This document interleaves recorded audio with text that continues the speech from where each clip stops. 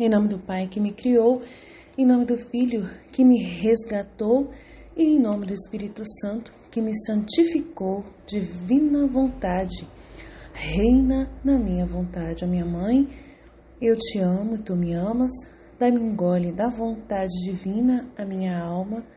Me abençoa, Mãe, para que todas as minhas ações sejam feitas diante de vossos olhos maternais. Em nome do Pai, do Filho e do Espírito Santo. Amém.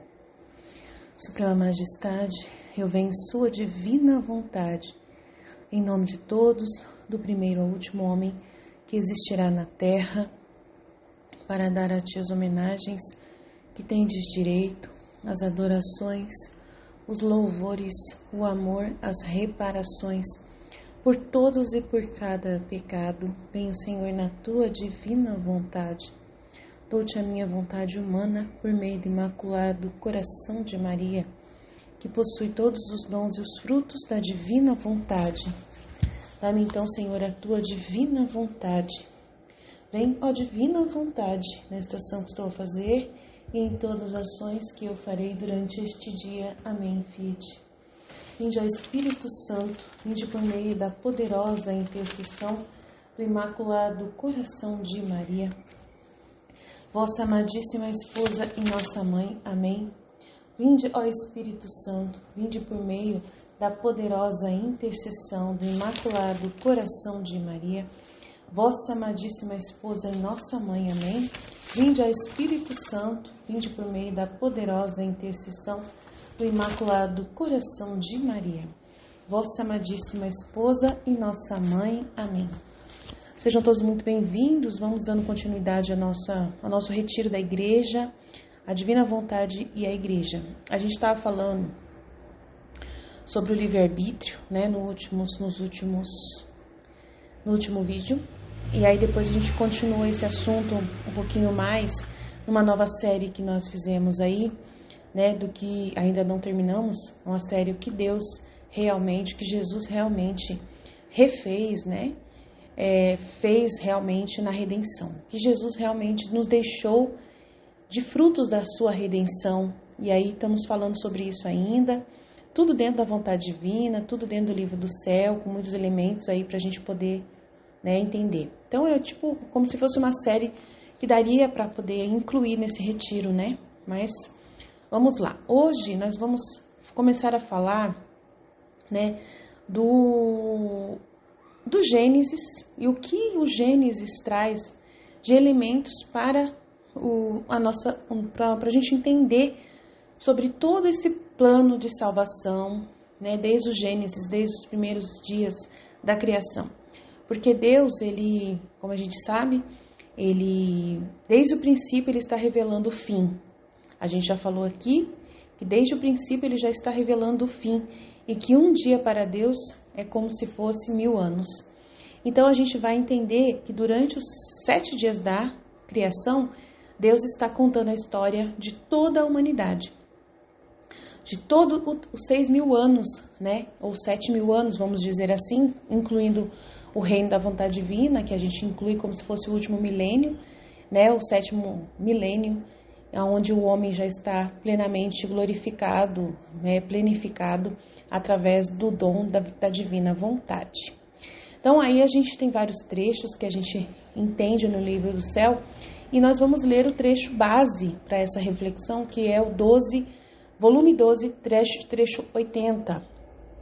Então a gente vai dar uma lida nele e depois entrar no Gênesis 1, né, da Bíblia. No Gênesis, aí no volume 12, 80, dia 29 de janeiro de 1919, Jesus vai dizer assim: minha querida filha, quero que saibas a ordem da minha providência. Em cada período de 2000 anos, renovei o mundo. Nos primeiros, renovei-o com o dilúvio. Né? Nos primeiros 2000 anos, ele renovou com o dilúvio. No segundo 2000 anos, eu renovei com a minha vinda à terra, né? No qual manifestei a minha humanidade, da qual, como de tantas fissuras, se transluzia a minha divindade. E os bons e os mesmos santos desses terceiros 2000 anos, né, que é agora que a gente está vivendo no quinto, no quarto no 4.000 anos e os 5.000 anos, até chegar agora no 6, a gente, né, entende que a gente está vivendo esse tempo agora aqui, ó. E os bons e os mesmos santos desses terceiros 2.000 anos viveram dos frutos da minha humanidade, né, que é a vida de Jesus na Terra. O que ele deixou, né, a doutrina dele sendo multiplicada no mundo inteiro, em todas as nações da Terra. Ide por todo o mundo e pregai o evangelho a toda criatura, né, igreja. E como a gotas gozaram de minha divindade. Agora estamos perto do final do terceiro 2.000 anos. Passou 6.000 anos de história. E nós vamos contar a história desses 6.000 anos, de 1.000 em 1.000. Né? Vamos aqui refletir sobre cada pedaço dos o primeiro 2.000 anos, né? O primeiro 1.000 anos, depois os 2.000 anos, depois os 3.000 anos, depois os 4.000 anos, 5.000 anos e os 6.000 anos, né? Que a gente agora está no final dos 6.000 anos. E aí a gente já pode contar essa história toda, porque nós temos essa história já disponível na Bíblia, nas Sagradas Escrituras, e também com a ajuda de Jesus no Livro do Céu, nós traz mais compreensão ainda sobre esse período. Agora estamos perto do final desses 2.000 anos, ou já estamos em pleno entrada nos 7.000 anos, né? Indo para 7.000 anos. E haverá uma terceira renovação. Eis porque da confusão geral, não é outra coisa que a preparação para a terceira renovação. E se na segunda renovação manifestei o que fazia e sofria a minha humanidade, pouquíssimo o que operava a divindade, agora nessa terceira renovação, depois que a terra foi purgada e em grande parte destruída a presente geração, serei ainda mais magnânimo com as criaturas e levarei a cabo a renovação com manifestar o que fazia minha divindade e minha humanidade, como operava meu querer divino com o meu querer humano, como tudo ficava concatenado em mim, como fazia e refazia tudo, e até um pensamento de cada criatura era refeito por mim e selado com o meu querer divino. Meu amor quer desafogar-se e quer fazer conhecer os excessos que operava a minha divindade em minha humanidade em favor das criaturas, que superam com os muitos excessos que externamente operava a minha humanidade. Eis porque muitas vezes te falo da vida em minha vontade, o que até agora não manifestei a ninguém, no máximo conhecer a sombra de minha vontade, a graça, a doçura que contém fazê-la, mas penetrar nela e abraçar a imensidão, multiplicar-se comigo e penetrar em qualquer lugar, mesmo estando na terra, no céu e nos corações, abandonar os modos humanos e obrar com modos divinos, isto não é conhecido ainda, tanto que não a poucos parecerá estranho. E quem não tem abertamente a luz da verdade não compreenderá nada. Mas estamos aí, ó. Nós estamos aqui com ele agora, unidos com Jesus na divina vontade, fazendo isso aqui, ó. Mas eu, pouco a pouco, né, unido com os meus filhos da divina vontade, abrirei caminho manifestando ora uma verdade, ora outra deste viver em minha vontade, de tal maneira que acabarão por compreender tudo. Agora, o primeiro elo que uniu o verdadeiro viver em minha vontade foi eu mesmo, na minha vida humana. Minha humanidade fundida com a minha divindade nadava no querer eterno e ia encontrando todos os atos das criaturas para fazê-los seus, e dar ao Pai, por parte das criaturas, uma glória divina, e dar a todos os atos das criaturas o valor, o amor e o beijo do querer eterno. Neste ambiente do querer eterno, eu via todos os atos das criaturas possíveis de fazer-se e não feitos, os mesmos atos bons, malamente feitos, e eu fazia os não feitos e refazia os mal feitos. Agora, estes atos não feitos e feitos só por mim, estão todos suspensos em minha vontade, e espero as criaturas, os filhos da divina vontade, que venham a viver em minha vontade e repitam em minha vontade o que fiz eu. Por isso te escolhi a ti como um segundo elo de conjunção com a minha humanidade, fazendo-se um só com o meu, vivendo em minha vontade, repetindo os meus mesmos atos. De outra maneira, por esta parte, meu amor ficaria sem o desabafo, sem glória por parte das criaturas por tudo que a minha divindade operava em minha humanidade, e sem a perfeita finalidade da criação, a qual deve fechar-se e aperfeiçoar-se em minha vontade. Seria como se tivesse derramado todo o meu sangue, sofrido tanto e ninguém soubesse quem me teria amado, que coração teria ficado emocionado com tudo que fiz? Ninguém, e portanto em ninguém teria tido os meus frutos e a glória da redenção. E aí ele fala aqui, Minha filha, devo conhecer o que fez e sofreu minha humanidade por fora. Primeiro, para poder dispor as almas a conhecer o que fez minha divindade por dentro. A criatura é incapaz de compreender tudo junto do meu agir. Por isso vou me manifestando pouco a pouco. Depois, ao teu elo de conjunção comigo, serão unidos os demais elos das demais filhas e filhos da divina vontade. E terei uma multidão de almas que, vivendo em minha vontade, vão fazer todos os atos das criaturas, e terei a glória de tantos atos suspensos feitos só por mim, feitos também pelas criaturas, e essas de todos os tipos, virgens, sacerdotes, leigos, segundo o seu ofício, não operarão mais humanamente, mas penetrarão na minha vontade. Os seus atos multiplicar-se-ão por todos de modo divino.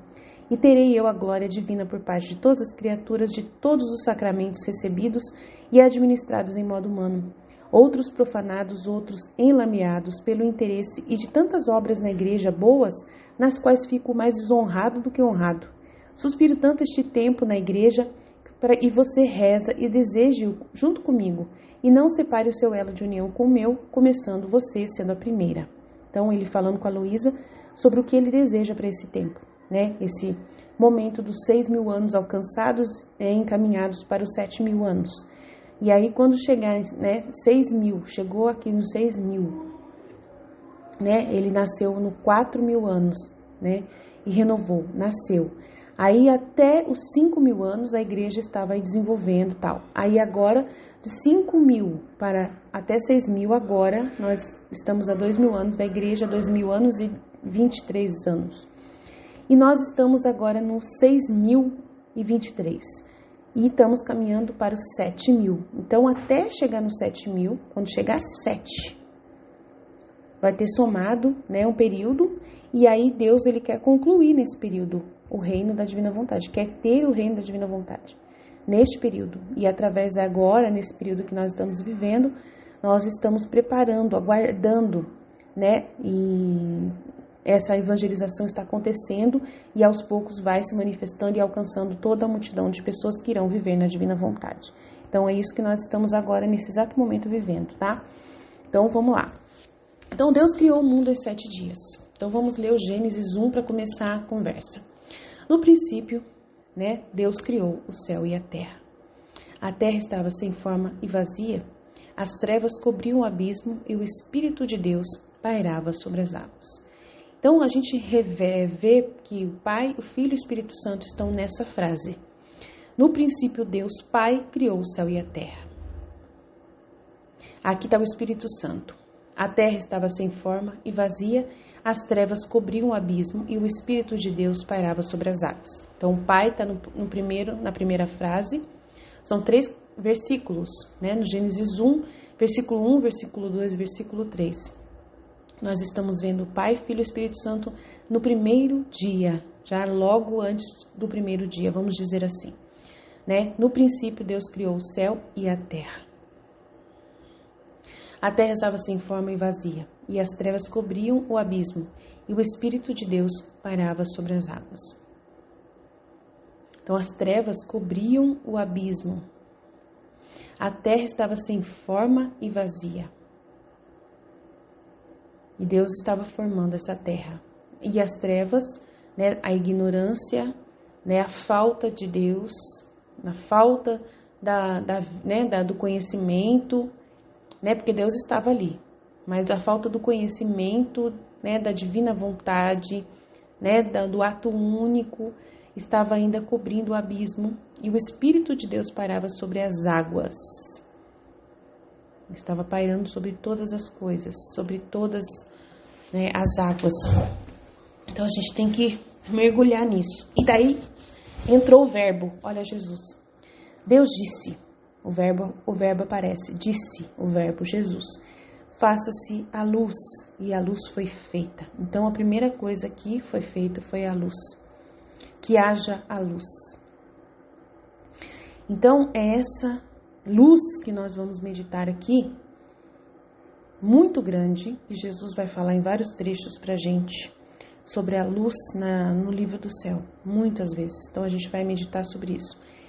E ele fala uma coisa interessante, é poucas vezes que ele fala durante a criação Não foram todas as vezes, em todas as coisas que ele criou, né, que ele disse que era bom. Mas a luz, ele falou. Ah lá, Deus viu que a luz era boa e separou a luz das trevas. Então ele viu que a luz era boa e separou a luz das trevas. As trevas já existiam. As trevas já existiam. Deus existia em si mesmo e as trevas cobriam o abismo. O Espírito de Deus pairava sobre as águas. Já estava presente nesse momento ali em que as coisas estavam se acontecendo. Faça-se a luz, e a luz foi feita.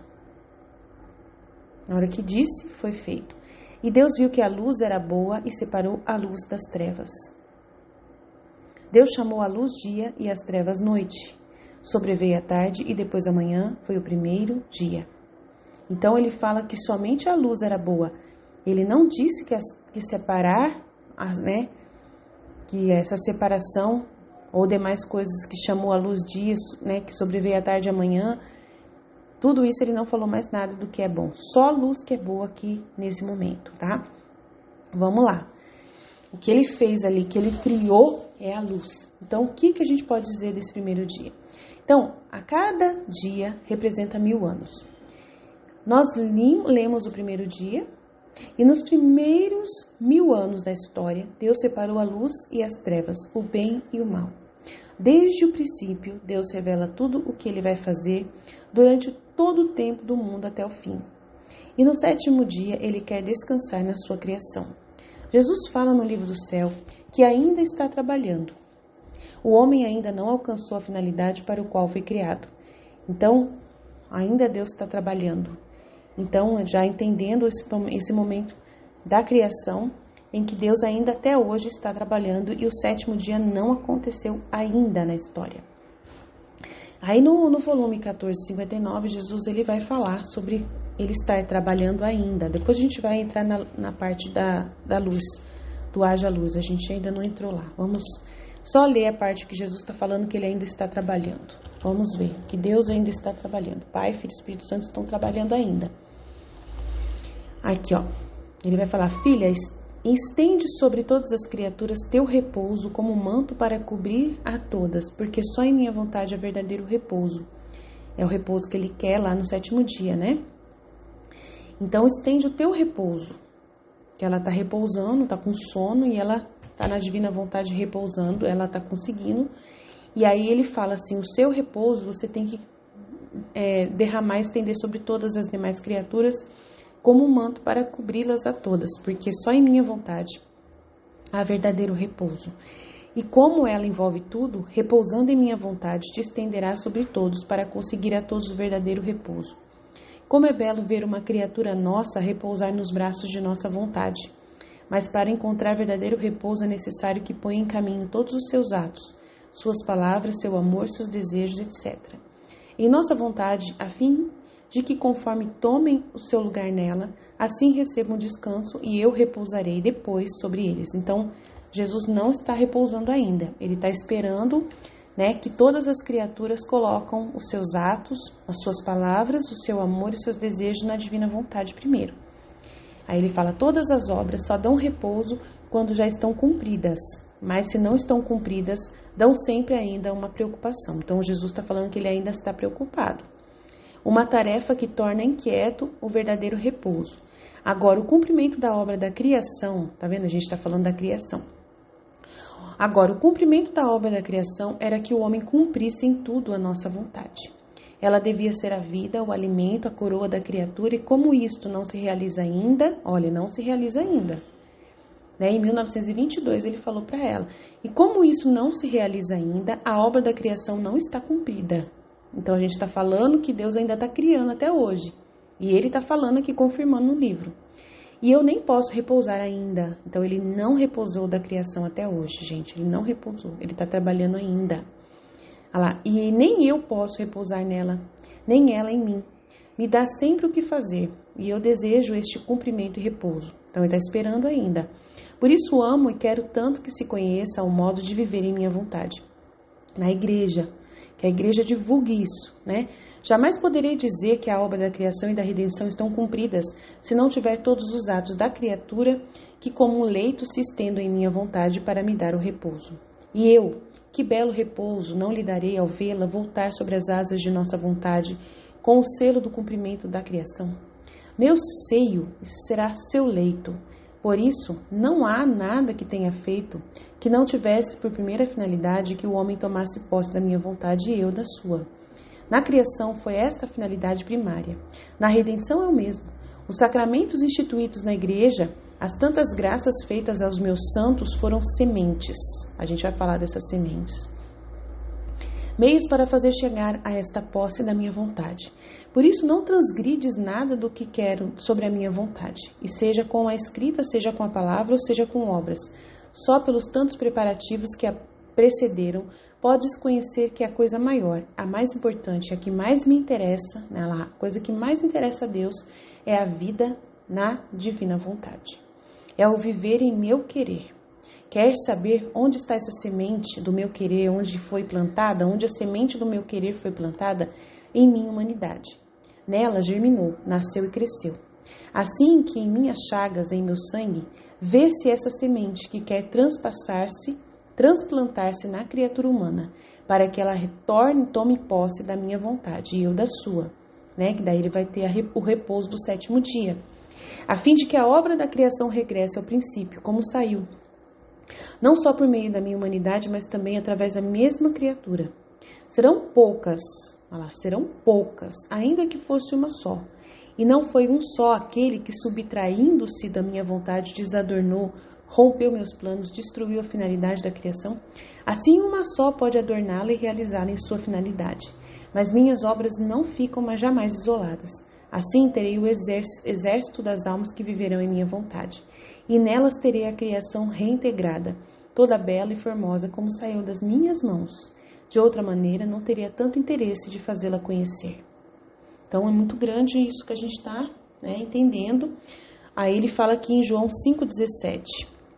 Vamos ler esse trecho do João 5,17. João 5, Bíblia Católica. Bíblia Ave Maria. Vamos lá, entrar aqui no João 5. Peraí que eu entrei errado aqui. João 5, 17 a 20. Ele fala assim: meu pai continua trabalhando até agora e eu trabalho também. Por essa razão, os judeus com maior ardor procuravam tirar-lhe a vida, porque não somente violava o repouso do sábado, mas afirmava ainda que Deus era seu pai e se fazia igual a Deus. Jesus tomou a palavra e disse: em verdade vos digo, o filho de si mesmo não pode fazer coisa alguma. Por si mesmo não pode fazer coisa alguma. Ele só faz o que vê o pai fazer. E tudo o que o pai faz, o faz semelhante ao filho. Pois o pai ama o filho e mostra-lhe tudo o que faz. E maiores obras do que esta lhe mostrará, para que fiqueis admirados. Então, o pai está trabalhando e o filho também. Então, ainda estão trabalhando. Então, meu pai trabalha e eu também estou trabalhando. Porque ainda não terminou a obra da criação, tá? Então, a gente já entendeu que o Pai, Deus criou, o Espírito movia entre as águas, o Espírito Santo, e Deus disse ao Verbo em ação, a Trindade juntamente criando tudo. A luz foi criada e Deus viu que ela era boa. Deus não disse que tudo era bom, somente a luz. E aí a gente vê que a luz, ela é essa realidade. E no primeiros, então dentro desse primeiro dia, Deus fez a separação entre a luz e as trevas. E somente a luz era boa e chamou a luz de dia e as trevas noite. Aí surgiu a tarde e a manhã, foi o primeiro dia. Deus chama a divina vontade de luz. E Jesus também é a luz do mundo, conforme ele disse em João. E chama a vontade humana de trevas. Então houve a separação. Nos primeiros 1000 anos houve a separação da luz e das trevas. Houve a separação, aconteceu a separação da vontade humana da vontade divina, quando Adão pecou. Então houve também essa separação. Engraçado que o sol e a lua ainda não estão criados, que só vão ser criados no quarto dia, mas já no primeiro dia, no quarto ou quinto dia, mas já no primeiro dia da criação, já foi criada a luz e separada a luz das trevas. Interessante, né? Luz é um conhecimento e trevas é ignorância. Então, são alguns elementos para a gente entender. Luz é o conhecimento e as trevas é a ignorância. Aí, então, vemos que a luz já existia antes do sol ser criado, que essa luz é o ato único, o plano divino, a sua divina vontade. Então, o sol depois foi colocado para ser outro sinal que ainda vamos estudar. Lemos, então, no trecho 25:6, vamos entrar nesse trecho, para a gente poder ouvir o que no 25:13 fala sobre a luz, que é a verdade, e a verdade é Jesus.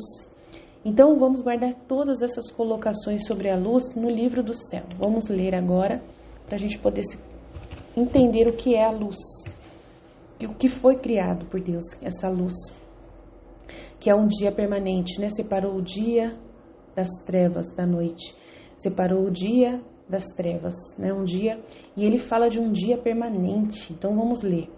Minha filha amadíssima do meu querer, quem é filha da divina vontade está em posse de um dia permanente, de um dia perene, e não conhece a noite. Um dia que não conhece a noite. Tudo é luz para quem vive em minha vontade. Suas propriedades são luz, beleza, alegria e felicidade. E isto é nada. Nós, ao dar nossa vontade à criatura, a tornamos dona de nós mesmos e nos colocamos à sua disposição. A fazemos fazer e vencer o que quer. Porque não é um querer humano que nos domina. Não, é mais nossa própria vontade divina, que tendo bilocado na criatura, seu fazer, dizer e vencer não é visto por nós como coisa estranha a nós, mas sim como coisa nossa. E gozamos em fazê-la dizer, fazer e vencer, muito mais que ela nos vence a nós e nós a vencemos a ela. Então, ao dar a nossa vontade à criatura humana e ela ao recebê-la como vida própria, abrimos uma competição entre ela e nós. Ela entra em nosso campo divino e domina como dona. E nós gozamos tanto ao ver sua pequenez, que contém nosso querer eterno. Dominadora de nossos bens e de nós mesmos. O que podemos negar à nossa vontade? Nada. Mas bem temos prazer em pôr fora nossas mais íntimas alegrias, nossos segredos, nossas eternas beatitudes para fazer rejubilar a pequenez da criatura onde ela reina, e tornando-a dominadora delas. Nos entretemos e abrimos o jogo entre ela e nós. Por isso, coisa maior não podia dar ao homem ao criá-lo, que nossa vontade, a luz.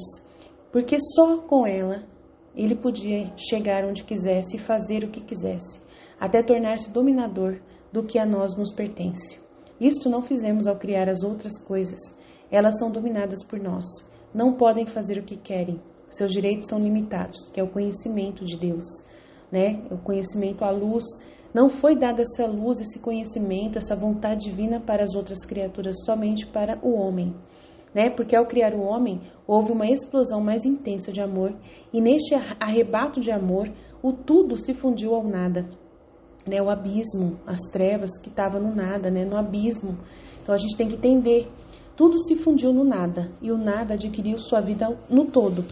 E para tê-lo mais seguro, demos-lhe nossa vontade como patrimônio, a fim de que um fosse o querer, comuns os bens, por quanto a criatura capaz, e tanto o amor de um e do outro se fazer dominar mutuamente. Por isso a coisa mais bela para nós, que mais nos arrebata e glorifica, é a alma onde reina a nossa vontade divina, que é só luz, Porque só ela é a que não nos faz dizer basta ao nosso amor no dar, mas sim que temos sempre para dar, sempre para dizer, e para gozar de mais a tornamos vencedora de nós mesmos. Por isso seja atenta, filha minha, se tudo quiseres, faz que nosso querer reine em ti. Então, esse é o trecho. Aí tem outro trecho que vai falar também sobre luz, vamos ouvir. Muito importante, Minha filha, a alma que vive minha vontade é mais que se fizesse descer o sol à terra. O que aconteceria então? O sol à terra. A noite, falando da noite, da luz, prestem atenção. A noite seria banida da terra, seria sempre pleno dia. E ao ter sempre contato com o sol, com a luz, não seria mais um corpo escuro, mas luminoso. E a terra não mendigaria os efeitos da luz, mas sim receberia em si mesma a substância dos efeitos da luz.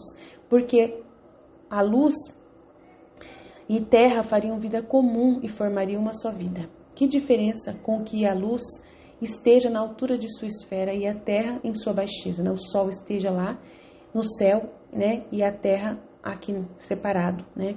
Neste caso, a pobre terra está sujeita a essa noite, às estações, né? Às trevas, e a pedir ao sol para formar as mais belas flores e cores e doçura a maturação de seus frutos. E o sol não é livre para poder desabafar todos os seus efeitos sobre a terra, se esta não quiser se prestar a recebê-los, né? Porque está separado. Tanto que em certos pontos da terra o sol nem sempre chega. Outros pontos são áridos e sem plantas. Isto não é outra coisa que semelhança de quem faz minha divina vontade e vive nela, e de quem vive na terra no querer humano. É separado, uma coisa separada da outra. Né? Quem vive na divina vontade faz descer não só o sol de minha vontade em sua alma, mas sim todo o céu. Assim que com este sol possui o dia permanente. Dia que jamais tem o pôr do sol. Nunca, né? Nunca fica escuro. É um dia permanente. Nunca a noite acontece na alma que vive na vontade divina. Porque a luz, né? A gente está falando da criação da luz, então é por isso que eu estou falando aqui. Porque a luz tem virtude de pôr em fuga as trevas. Olha lá, põe em fuga as trevas. Então, com este sol, não pode estar a noite das paixões, a noite das fraquezas, das misérias, das friezas, das tentações, e se quisessem aproximar-se para formar as estações da alma, este sol com seus raios põe em precipitosa fuga a todas as noites. Então, aqui nos primeiros 1000 anos da criação, nós vamos falar sobre a separação da luz e das trevas, né? O bem e o mal. A gente vai falar dessa separação que aconteceu por Deus de diversas formas, até Noé. Até Noé. Né? Até não, Noé depois, desculpa. Até o povo, né? A descendência que vai vir depois Noé, né? O povo que vai vir Noé depois, tá? A gente tem que entender que Noé, ele estava nos 2000 anos. Quando aconteceu 2000 anos, aí começa, entendeu? A gente está falando do primeiro 1000 anos. Primeiros 1000 anos. O que aconteceu nos primeiros 1000 anos? E aí aconteceu a separação do bem e do mal, que é a vontade humana se separou da vontade divina, que a gente está dizendo aqui. E estamos falando agora, nesse momento, dessa realidade de existir a luz e as trevas, entendeu? E as trevas está na vontade humana, isso que a gente está dizendo aqui. Mas nesse momento a gente está falando da luz em primeiro lugar, do dia permanente. Vamos falar só da luz por enquanto, dar ênfase a essa luz, mas ao mesmo tempo você já está ouvindo falar das trevas que a gente nem chegou lá ainda, mas estamos lá, vamos chegar lá. Então, estamos vendo aqui a luz, né? Então, ele fala que a alma que vive em minha vontade é mais que se fizesse descer sol à terra. O que aconteceria então? A noite seria banida da terra. Seria sempre pleno dia, e ao ter sempre contato com o sol, não seria mais um corpo escuro, mas luminoso, e a terra não mendigaria os efeitos do sol, não precisaria nem do sol, né? Mas sim receberia em si mesma a substância dos efeitos da luz, porque sol e terra fariam vida comum e formariam uma só vida. Que diferença com que o sol esteja lá nas alturas de sua esfera, né, separado, e a terra em sua baixeza. Neste caso, a pobre terra está sujeita à noite, às estações e a pedir ao sol para formar as belas flores, as cores, a doçura, a maturação de seus frutos. E o sol não é livre de poder desabafar todos os seus efeitos sobre a terra, se esta não quiser se prestar a recebê-los. Tanto que em certos pontos da terra o sol nem sempre chega. Outros pontos são áridos e sem plantas. Isto não é outra coisa que semelhança de quem faz a minha divina vontade e vive nela, e de quem vive somente na terra do seu querer humano. São duas coisas diferentes, né? Uma pessoa vive na divina vontade e a outra vive, né, no querer humano. Então, é diferente. Então, quem vive na vontade divina faz descer não só o sol da minha vontade na sua alma, mas sim todo o céu também. Assim que com este sol possui um dia perene, um dia permanente, sempre está dia, nunca tem noite. Dia que jamais tem pôr do sol, então nunca chega à noite, porque a luz tem virtude de pôr em fuga as trevas. Então, com este sol não pode estar a noite das paixões, a noite das fraquezas, das misérias, das friezas, das tentações. E se quisessem aproximar-se para formar as estações da alma, este sol com seus raios põe em precipitosa fuga a todas as noites. E diz, aqui estou eu, e basta, Minhas estações são estações somente de luz, de paz, de felicidade e de floreio perene. Ela é a portadora do céu em terra. Em troca, para quem não faz a minha vontade divina, né? Quem sai da vontade divina e não vive na vontade divina, é mais noite que dia em sua alma. Está sujeita às estações e a longos tempos chuvosos, que a tornam sempre perturbada e agitada, ou bem longas as secas, tanto que chega a faltar-lhe os humores vitais para amar o seu Criador. E o mesmo sol de minha divina vontade, sendo que não vive nela, não é livre para poder dar-lhe todo o bem que possui. Esse sol é Jesus. Vê o que significa possuir meu querer divino? É possuir a fonte da vida, da luz e de todos os bens. Em troca, quem não possui, é como terra, que goza os efeitos da luz e de certas terras que a duras penas ficam iluminadas, mas sem efeitos. Então é muito sério, gente, Então fala que o Filho da Divina Vontade traz a luz à terra, a verdade para a terra, traz a verdade do livro do céu para a terra. Fala de Deus, na Divina Vontade do livro do céu. Aí tem um trecho também que vai falar da luz, da vontade divina no ser humano e o perigo da vontade humana, que vai ser no volume 26, trecho 5. Vamos lá. Aqui vai dizer: minha filha, é nossa vontade que a criatura volte a subir a nosso seio, entre nossos braços criadores, para dar-lhe novamente o nosso alento contínuo. E este alento, dar-lhe a corrente que gera todos os bens, alegrias e felicidade. Mas para poder dar este alento, o homem deve viver em nossa vontade, porque só nela o pode receber e nos dar. Nosso Fiat tem tal virtude, de tornar inseparável a criatura de nós, e o que nós somos a fazemos por natureza. E o que nós somos e fazemos por natureza, ela, a criatura, pode fazer por graça.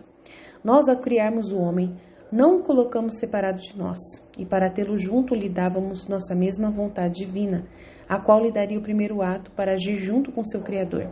Foi esta a causa de que nosso amor, nossa luz, nossas alegrias, a potência e a beleza nossas regurgitaram todas juntas e, transbordando fora de nosso ser divino, colocamos à mesa aquele que tínhamos formado com tanto amor, com as nossas mãos criadoras, e gerado com o nosso próprio alento, queríamos gozar nossa obra, vê-lo feliz com nossa mesma felicidade, embelezado com nossa beleza, rico de nossa riqueza, muito mais que era vontade nossa, estar junto com a criatura e trabalharmos juntos e nos entreter junto com ela. Os jogos não podem ser feitos de longe, mas de perto. Então, por necessidade de criação e para manter integrada a nossa obra e a finalidade com o qual havíamos criado, o único meio era dotar o homem da vontade divina, a qual o teria conservado como saiu de nossas mãos criadoras, e ele teria gozado de todos os nossos bens, e nós devíamos gozar porque ele era feliz.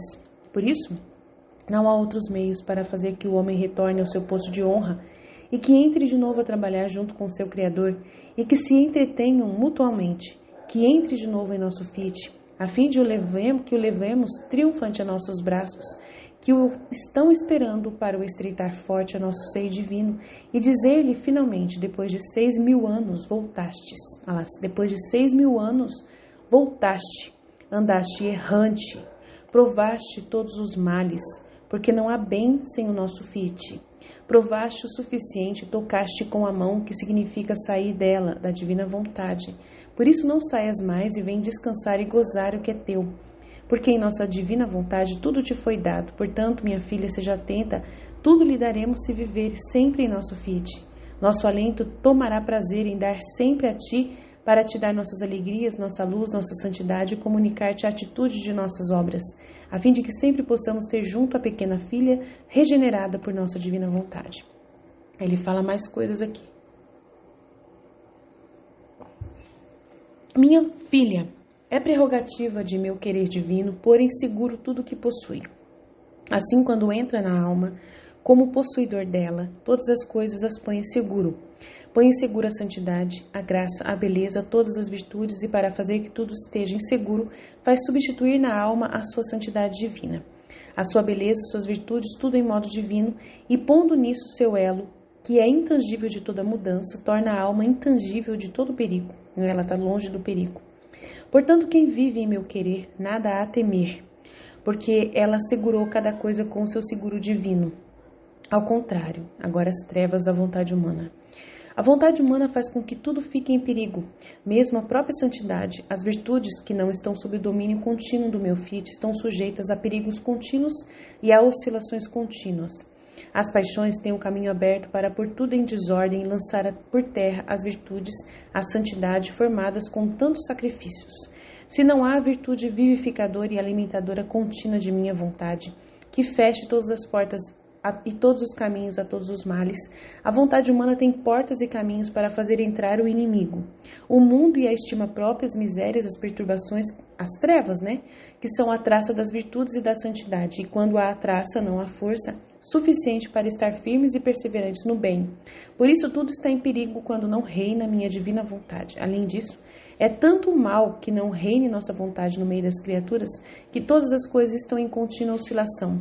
Nossa própria criação, todos os bens da redenção, são intermitentes porque não encontrando na família humana nosso Fiat reinante, nem sempre pode dar os mesmos bens. Aliás, muitas vezes devemos servir-nos da criação e redenção para armá-la contra o homem, porque o querer humano se põe contra a nossa vontade. E nós, por justiça, devemos feri-los, para lhe fazer compreender que, não reinando a nossa vontade, o humano rejeita os nossos bens, fica nas trevas e obriga-nos a castigá-los. A mesma glória que a criatura nos dá por meio da criação e redenção não é fixa, muda a cada ato de vontade humana.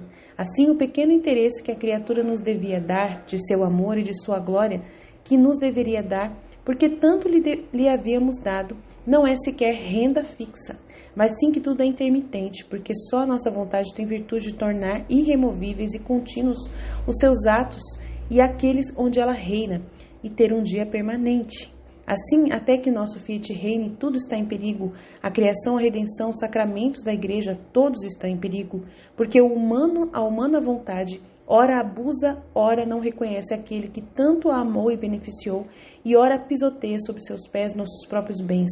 Por isso, até que não reine a nossa vontade, que porá no meio das criaturas a ordem divina, o dia permanente, sua firmeza, harmonia e seu dia perene de luz, de paz, tudo estará em perigo para ela e para nós. Nossas mesmas coisas estarão sob a opressão do perigo e das trevas, e não poderão dar às criaturas os bens abundantes que elas contêm. Então, a gente está falando sobre o dia permanente, nesses trechos que nós estamos lendo aqui, para a gente poder entender, o quanto a luz que foi criada, ela é muito importante. E tem mais outros trechos que a gente vai, entendendo mais aqui. Vamos continuar lendo aqui sobre a luz. Vamos lá. Então, os primeiros 1000 anos da criação, como percebemos, houve a separação do bem e do mal, o povo da luz e o povo das trevas.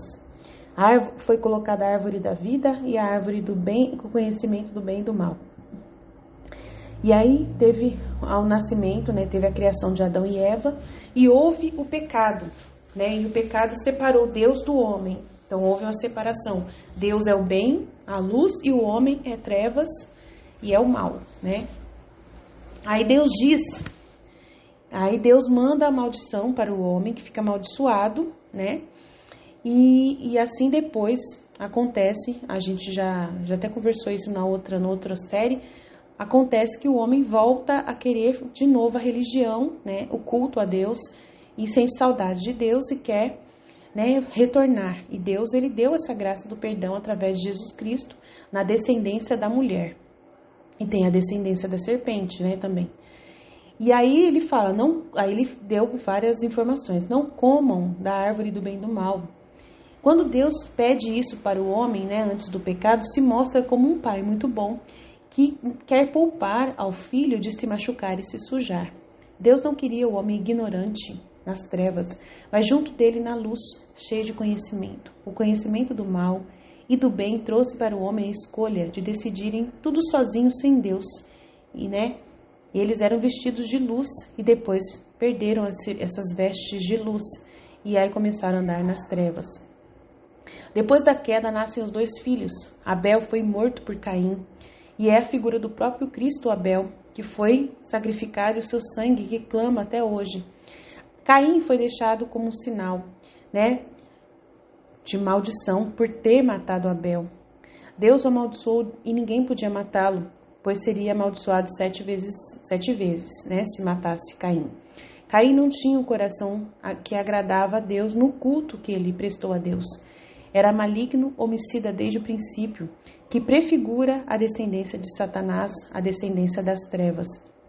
Desobedecia a Deus, era mentiroso e muito mais, né? E sua descendência é a prefiguração da descendência das trevas, né, do maligno. Abel seria o pai dos filhos da luz, mas foi morto sem descendência.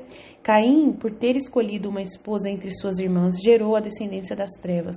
Adão depois teve outro filho chamado Sete, e desse filho Sete veio a geração dos filhos da luz novamente, né? E aí houve a separação dos primeiros 1000 anos dos filhos das trevas e dos filhos da luz, do bem e do mal. Aí de Caim nasceu Enoque, Irade, e surgiu a primeira cidade, tá? Meujael, Matusalém, Lameque, que ele matou 2 homens. E ele disse, aquele que me matar será amaldiçoado 70 vezes 7. E aí surgiu essa realidade, né, da maldição 70 vezes 7. Mas Jesus, ele vai e fala, né, que ele perdoava e pedia, né, quantas vezes temos que perdoar? Perguntaram para Jesus. E Jesus respondeu, 70 vezes 7. Então, o povo da luz é um povo do bem, que perdoa o mal, né? Que perdoa quem é do mal, que ensina aqueles que estão na ignorância e nas trevas, né? E quer levar a luz, quer ser uma influência, ser sal da terra e luz do mundo. E aí, a promessa viria da descendência do Sete, né? Que iria pisar na cabeça da serpente infernal. Neste período, Adão desenvolve a religião de agradar a Deus, e até Enoque foi arrebatado por causa dessa religião. E o povo todo descendente de Caim morre no dilúvio, né? Aí a gente vai ver depois o que acontece no segundo dia, nos segundos 1000 anos da história. O segundo dia aconteceu. Vamos ler lá o que aconteceu em Gênesis no segundo dia. A gente já falou do dia e da noite, da luz e das trevas, né? Aí Deus disse, Deus vai falar aqui, no segundo dia, faça-se um firmamento entre as águas e separe ela umas das outras. Deus fez o firmamento e separou as águas que estavam debaixo do firmamento daquelas que estavam por cima. E assim se fez. Deus chamou ao firmamento céus, sobreveio a tarde e depois a manhã, foi o segundo dia. E nesse dia ele não falou nada que era bom, só separou, né, as águas que estão nas nuvens das águas que estão no chão, né, que estão embaixo.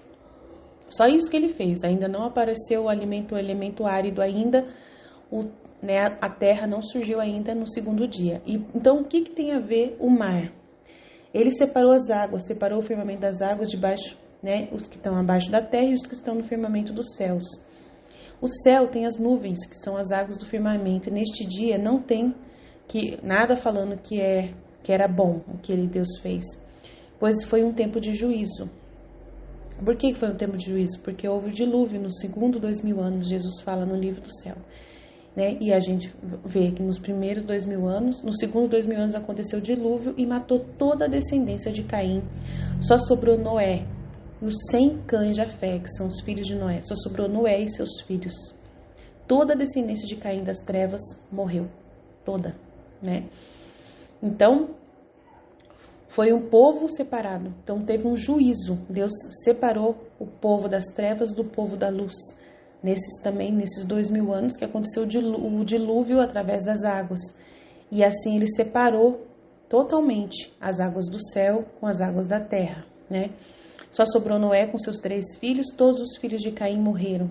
Jesus disse no capítulo do livro do céu, 12:80, né, da renovação, sobre isso, né, a gente já leu. E aí também, o Pedro, vamos ler aqui na Bíblia, na carta de São Pedro, ele fala alguma coisa sobre isso também.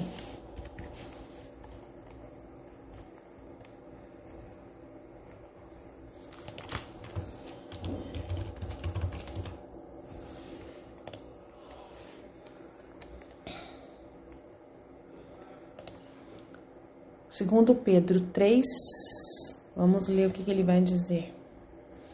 Sabei antes de tudo o seguinte: nos últimos tempos virão escarnecedores cheios de zombaria, que viverão segundo as suas próprias concupiscências. Eles dirão: onde está a promessa de sua vinda? Desde que nossos pais morreram, tudo continua como desde o princípio do mundo. Esquecem-se propositalmente que desde o princípio existiam os céus e igualmente uma terra, que a palavra de Deus fizera surgir do seio das águas, no meio da água. E desse modo o mundo, de então, perecia afogado na água. Mas os céus e a terra que agora existem são guardados pela mesma palavra divina e reservados para o fogo no dia do juízo e da perdição dos ímpios. E ele fala: mas há uma coisa, caríssimos, de que não vos deveis esquecer: um dia diante do Senhor é como 1000 anos, e 1000 anos como um dia. O Senhor não retarda o cumprimento de sua promessa, como alguns pensam, mas usa de paciência para convosco. Não quer que ninguém pereça. Ao contrário, quer que todos se arrependam e se salvam. Entretanto, virá o dia do Senhor como um ladrão. Naquele dia os céus passarão com ruído. Os elementos abrasados se dissolverão e será consumida a terra com todas as obras que ela contém. Então, a gente está lendo aqui, né, o que Pedro disse, referente a essa água, no meio das águas, né? Desde o princípio existiam céus e igualmente uma terra, que a palavra de Deus fizera surgir no seio das águas, no meio da água, né? E desse modo o mundo de então, né, antigo, perecia afogado na água. Mas os céus e a terra que agora existem são guardados pela palavra de Deus, né, pela promessa, e reservados para o fogo do juízo e da perdição dos ímpios, né, no dia do juízo. Mas há uma coisa, caríssimos, de que não deveis esquecer: um dia diante do Senhor é como 1000 anos, e 1000 anos como um dia. Então ele está dando já justamente o que nós estamos falando aqui, que o primeiro dia foi 1000 anos de separação da luz das trevas.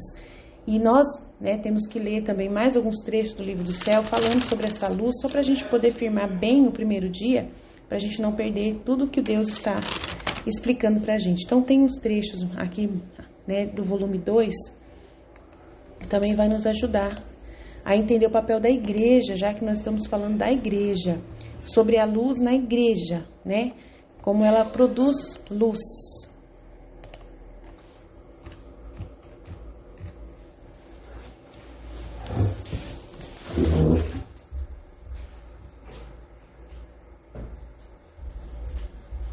Então ele fala aqui, ó, no dia 2 de maio de 1899.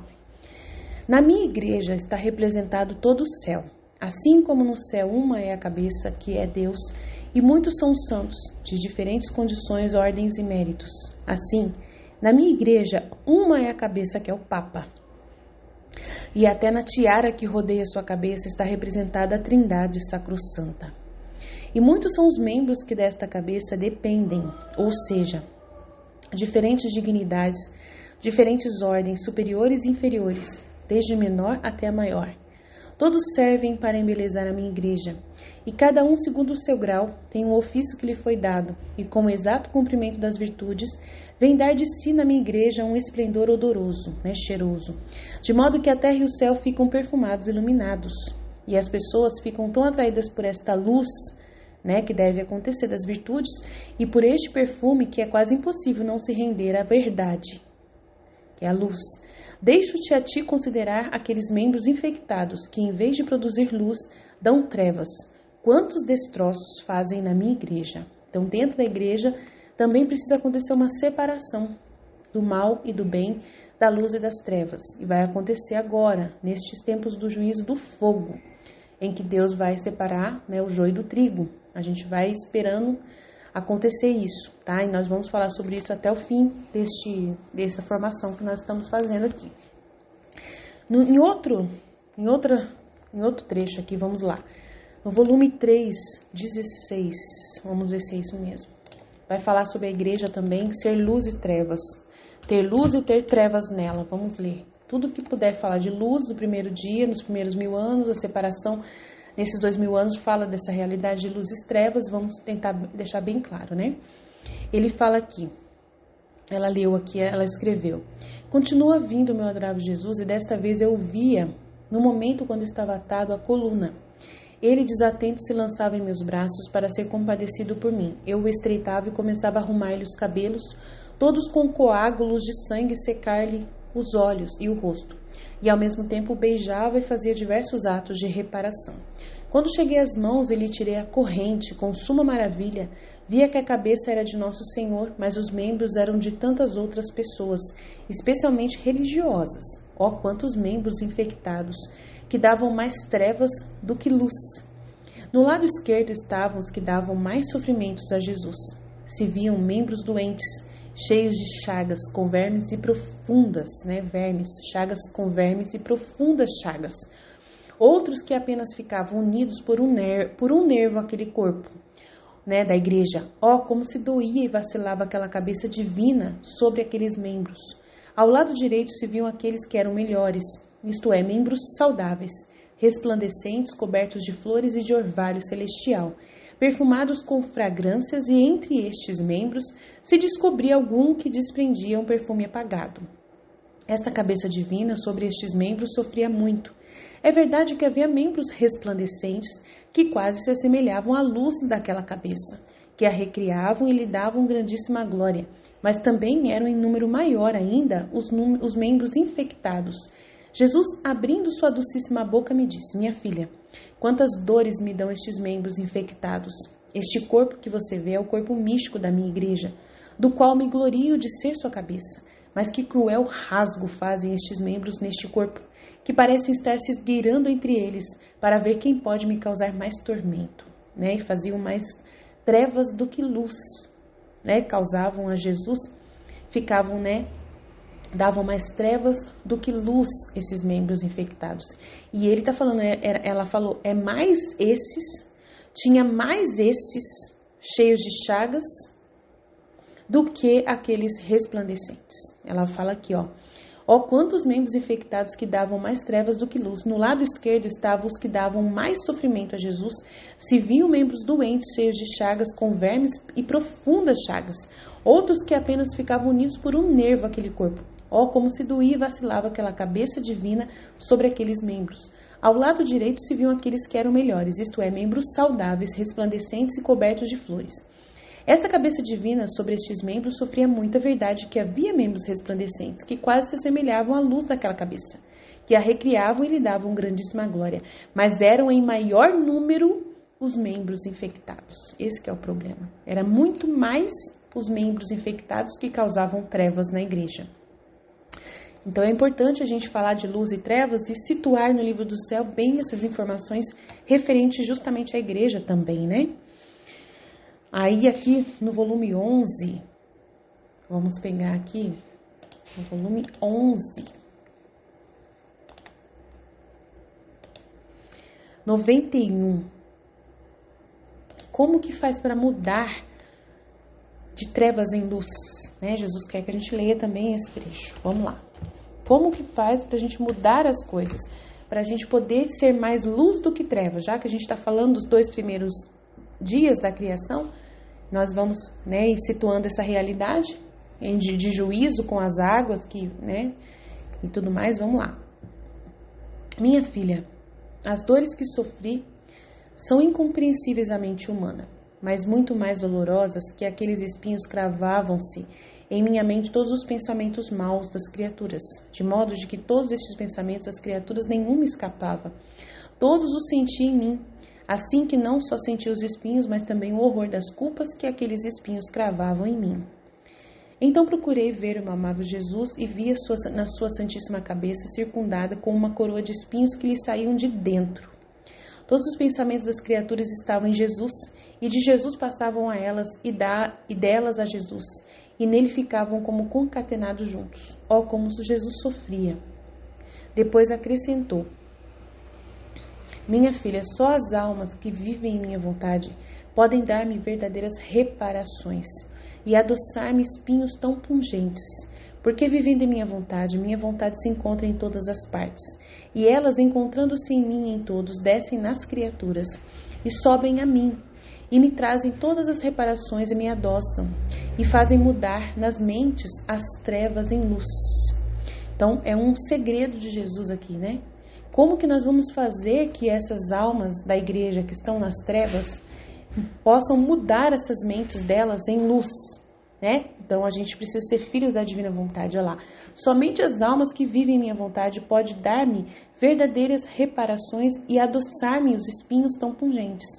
Porque você, vivendo em minha vontade se encontra em todas as partes. E elas, encontrando-se em mim e em todos, descem nas criaturas e sobem a mim. E me trazem as reparações e me adoçam, né? A criatura que vive na vontade divina, ela consegue descer na mente humana, né, que tem pensamentos ruins, reparar, trocar esses pensamentos ruins em pensamentos doces para Jesus, né, refazer os pensamentos das criaturas que estão nas trevas e fazer subir na mente de Jesus as reparações. E me trazem todas as reparações e me adoçam e fazem mudar nas mentes, né? Aí Jesus vai lá nas mentes e consegue mudar as trevas em luz. Não só para Jesus, mas muda também nas mentes das criaturas. Também muitas vezes a gente consegue isso. Um refrigério para as almas que estão nas trevas, para que elas possam também ter os mesmos pensamentos que a gente tem, entendeu? O que acontece? Nós sabemos o que as pessoas pensam de errado. E a gente tem um conhecimento, e a gente repara. A gente tem um pensamento oposto ao que as criaturas têm, porque a gente tem uma luz que clareia todas as coisas. A gente pensa diferente delas, a gente vê o bem. Nas trevas nas coisas que elas veem, as trevas, a gente vê só luz, né? Porque a gente entende que a cruz é boa, a gente entende que as coisas são, né, não são do jeito que elas pensam. A gente agradece em vez de blasfemar.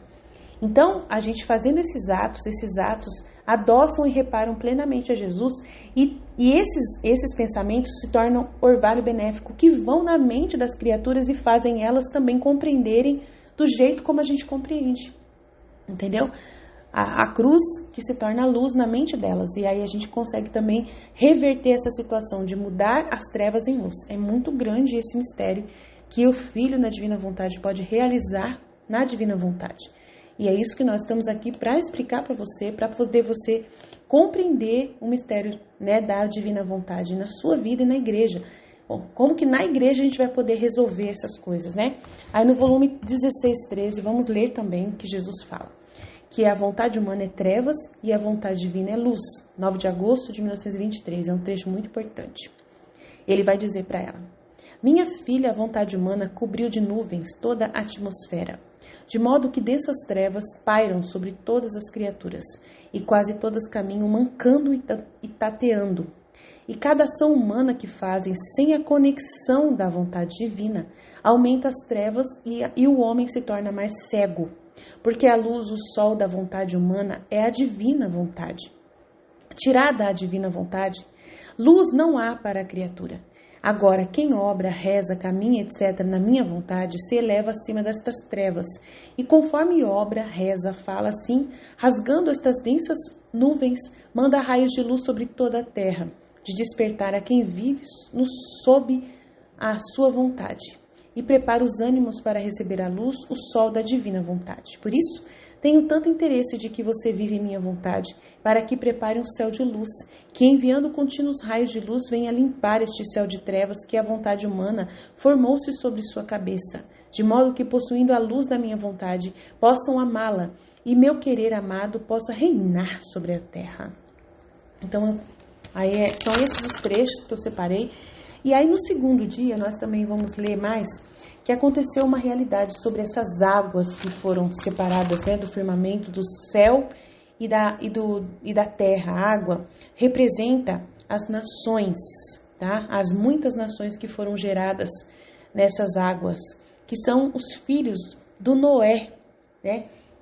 Aqui vai falar sobre a descendência do Noé, que depois que o dilúvio passou, Deus abençoou a descendência de Noé e eles multiplicaram e surgiram as nações. Então, tudo que fala de mar, de água, na Bíblia significa povos, línguas e nações, tá? Então, é a prefiguração de uma descendência, né, que surge nova. Então, vamos ler aqui sobre o segundo dia. O segundo 2000 anos da história, ele separou as águas, separou o firmamento das águas debaixo da terra e das nuvens, que são as águas do firmamento do céu. E neste dia não tem a palavra que é boa. O povo das trevas separou-se da luz, só sobrou Noé com seus 3 filhos, e todos os filhos de Caim morreram, né?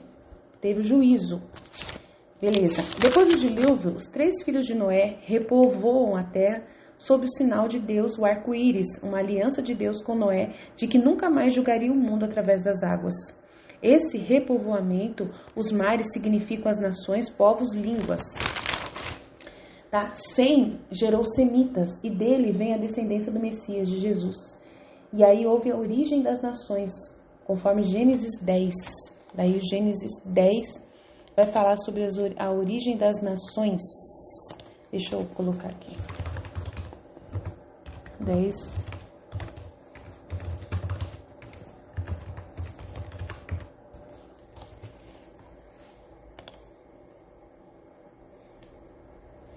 Eis a posteridade dos filhos de Noé, Sem, Cã e Jafete. Esses tiveram filhos depois do dilúvio. Filhos de Jafete, Gomer, Magog, Madai, Javã, Tubal, Mosoque e Tiras. Filhos de Gomer, Acenes, Rifate e Togorma. Filhos de Javã, Elisa e Tarsis, Setim e Dodanim. Destes saíram os povos dispersos das ilhas das nações em seus diversos países, cada um segundo sua língua e segundo suas famílias e suas nações. Os filhos de Cã, Cus, Mesraim, Fut e Canaã. Filhos de Cus, Sabá, Evila, Sabata, Egma, Sabataca. Filhos de Regma, Saba e Dadã. Cus gerou Nimrod, que foi o primeiro homem poderoso da terra, lá o primeiro anticristo. Nimrod. Ele foi um grande caçador diante do Senhor, donde a expressão como Nimrod, grande caçador diante do Eterno, ele estabeleceu o seu reino primeiramente em Babilônia, Araque, Acade e em Calane, na terra de Senar. Daí foi para Assur e construiu Nínive, Recobote, Cali e Rezem, a grande cidade entre Nínive e Cali. Mesraim gerou os Ludim, os Ananim, os Labim, os Nefutuim, e, nossa, muitos nomes estranhos, gente. Vários aqui, várias nações. Aí surgiu as nações. Surgiu todas as nações. Então, os mares, nos segundos 2000 anos, surgiu as nações, depois do dilúvio. Tá? Então, quando fala de mares, significa as nações. Todas as nações que se espalharam pela terra inteira, tá? O povo, que não é o povo de Deus, tá? Esses não são o povo de Deus. Esses são os pagãos, os gentios, essas pessoas aí. As nações espalhadas por toda a terra. Tá? Ainda não falamos do povo de Israel, tá? Esse não é o povo de Israel. Esse aqui é o povo que não é filho de Sem. Esses aqui não são os filhos de Sem. São os filhos somente de Cã e Jefete, que nós falamos aqui, que povoaram a terra inteira. Os filhos de Sem é que vão vir a geração que vai vir logo Abraão, e de Abraão vai surgir o povo. Então, nós estamos falando dos primeiros 2000 anos. Agora, vamos passar por terceiro dia da criação. No terceiro dia da criação, vamos ler o que ele fala. Deus disse que as águas que estão debaixo do céu se juntem no mesmo lugar e apareça o elemento árido, e assim se fez. Deus chamou ao elemento árido terra e ao ajuntamento das águas mar, né? O ajuntamento das águas mar. E Deus viu que isso era bom, tá vendo? Agora ele separou o povo das nações, separou do povo de Israel. Nós vamos ver agora que a terra, esse elemento árido, significa a separação de um povo depositário que iria receber o Messias e receber a palavra, a lei de Deus, a aliança de Deus, tá? A aliança do Messias, tá? A primeira aliança que viria o Messias. É muito importante entender isso. Depois do dilúvio, nos terceiros 1000 anos após, né, da criada a terra, terceiros 1000 anos, aí acontece essa porção de terra seca. Ele viu que essa porção separada da terra seca era boa. Ele gostou de ter separado as nações do povo dele, né, separado o seu povo. E surgem as árvores também, tá? Também surgiu as árvores. Já lá, Deus diz, produza a terra plantas, ervas que contenham semente. Essa semente é muito importante, tá? E árvores frutíferas que deem fruto segundo a sua espécie e o fruto contém a sua semente. E assim foi feito. A terra que significa o povo eleito, produziu plantas, ervas que contêm semente, né? São depositários de uma semente, uma promessa do Messias, tá? Tem a ver com isso. Produzem o fruto segundo a sua espécie, contendo o fruto e sua semente. Deus viu que isso era bom. Então, ele viu que o povo ter recebido a aliança, né, do Abraão, o povo ter sido depositário da promessa da vinda do Salvador, do Messias, era bom também, né, da videira verdadeira ter sido plantada nesse povo, né? Tá vendo? A semente da videira que iria nascer, que é Jesus, é a semente que no elemento terra, no elemento árido. Então, representa isso também. Nesse terceiro 1000 anos aconteceu, né, a separação desse povo que seria os depositários da aliança da vinda do Messias. É muito grande esse mistério prefigurado nesse terceiro dia, tá? Tudo figuras que nós estamos estudando aqui para a gente entender a nossa igreja, a missão da nossa igreja junto à missão de Cristo, né? Que está sempre coligado, né? E a vinda do reino da divina vontade em volta disso tudo, né? Então vamos lá. A terra produziu plantas, ervas que contêm semente segundo a sua espécie e árvores que produzem frutos segundo a sua espécie, contendo o fruto a sua semente. E depois viu que isso era bom. Sobreveio a tarde e depois da manhã, foi o terceiro dia. Então vamos lá. Então surgem as árvores, elas vieram antes dos luminares até do céu e das estrelas. Então a terra que representa o povo de Israel veio antes de Jesus, que Jesus é o sol que iria ser criado no quarto dia. O sol foi criado no quarto dia, que simboliza Jesus. Jesus nasceu nos 4000 anos, né, após esse período. O povo é o depositário da vinda do Messias, entendeu? Então, nos 3000 anos que nós estamos falando agora, é muito grande. Então, foi criado antes do sol e da terra, antes do sol e da lua, e das estrelas, antes do sol, da lua e das estrelas. Então, o sol significa Jesus, a gente vai falar sobre isso, a lua significa Nossa Senhora, ou pode-se dizer também os profetas, em João Batista também, que representa a lua, também pode chamar, né, de lua, mas a Nossa Senhora que é realmente a lua, né, e governa a igreja também, né, rainha, né, e tudo mais, a gente vai entender isso. E as estrelas, que são as pessoas, são os santos. Vamos lá. E surgem as árvores, então. Se os mares apontam para as várias nações, essa porção de terra seca faz surgir seu povo eleito. Tirou do meio das nações, do mar, da água, uma terra árida, que é o seu povo eleito, o povo frutífero. Por isso as árvores, né, foram criadas também nesse tempo. O povo depositário de uma semente, recebe a semente, né, da promessa do Messias. O povo que vai rezar pedindo o Messias. E depois surgem os luminares, as estrelas, o sol, depois. Nesse momento do terceiro milênio da criação, surgem as personalidades chave do povo de Deus, que nasce Abraão, nesse período, Isaac, Jacó, José, Efraim, Moisés. Acontece o êxodo e a primeira aliança com Moisés. Deus começa a investir novamente na educação dos homens. Essa terra seca, é interessante que neste milênio Deus liberta o povo do Egito, que também tem a mesma prefiguração da terra seca, né? Quando ele abre o Mar Vermelho e o povo passa pé enxuto e atravessa o Mar Vermelho, atravessa no meio das nações, saindo do Egito, saindo do meio da nação do Egito, o povo de Deus vem novamente caminhar no deserto, terra seca. Olha que interessante. Caminhar no deserto, a terra seca. Separando novamente seu povo do meio da nação egípcia. Deus tirou Abraão de Ur, do meio da nação de Ur, e separa ele para si e leva para uma terra seca, uma terra onde vai correr leite e mel. Multiplicaria como as areias do mar e as estrelas do céu. Olha para você ver. Vai multiplicar a descendência de Abraão na terra e no céu, né? Prometeu uma descendência na terra e no céu, que são as pessoas que foram para o céu. Olha só que interessante, né? As pessoas que foram para o céu. É muito grande isso, né? Essas estrelas, aí depois no quarto milênio, vem a criação do Sol e da Lua e das estrelas. Essas estrelas são os santos do povo de Israel também. O Sol simboliza Jesus, que nascerá desse povo, e a Lua simboliza Nossa Senhora, como eu disse, né? Ou os profetas também, que representam a primeira aliança, que pediram a vinda de Jesus, né? Que pediram a vinda de Jesus. As estrelas são os apóstolos também e os santos mártires da igreja, né? Já no quinto dia, no quinto milênio da história. O povo de Israel e de Judá, após Salomão, eram chamados de areia do mar, uma multidão à beira do mar, as demais nações, né?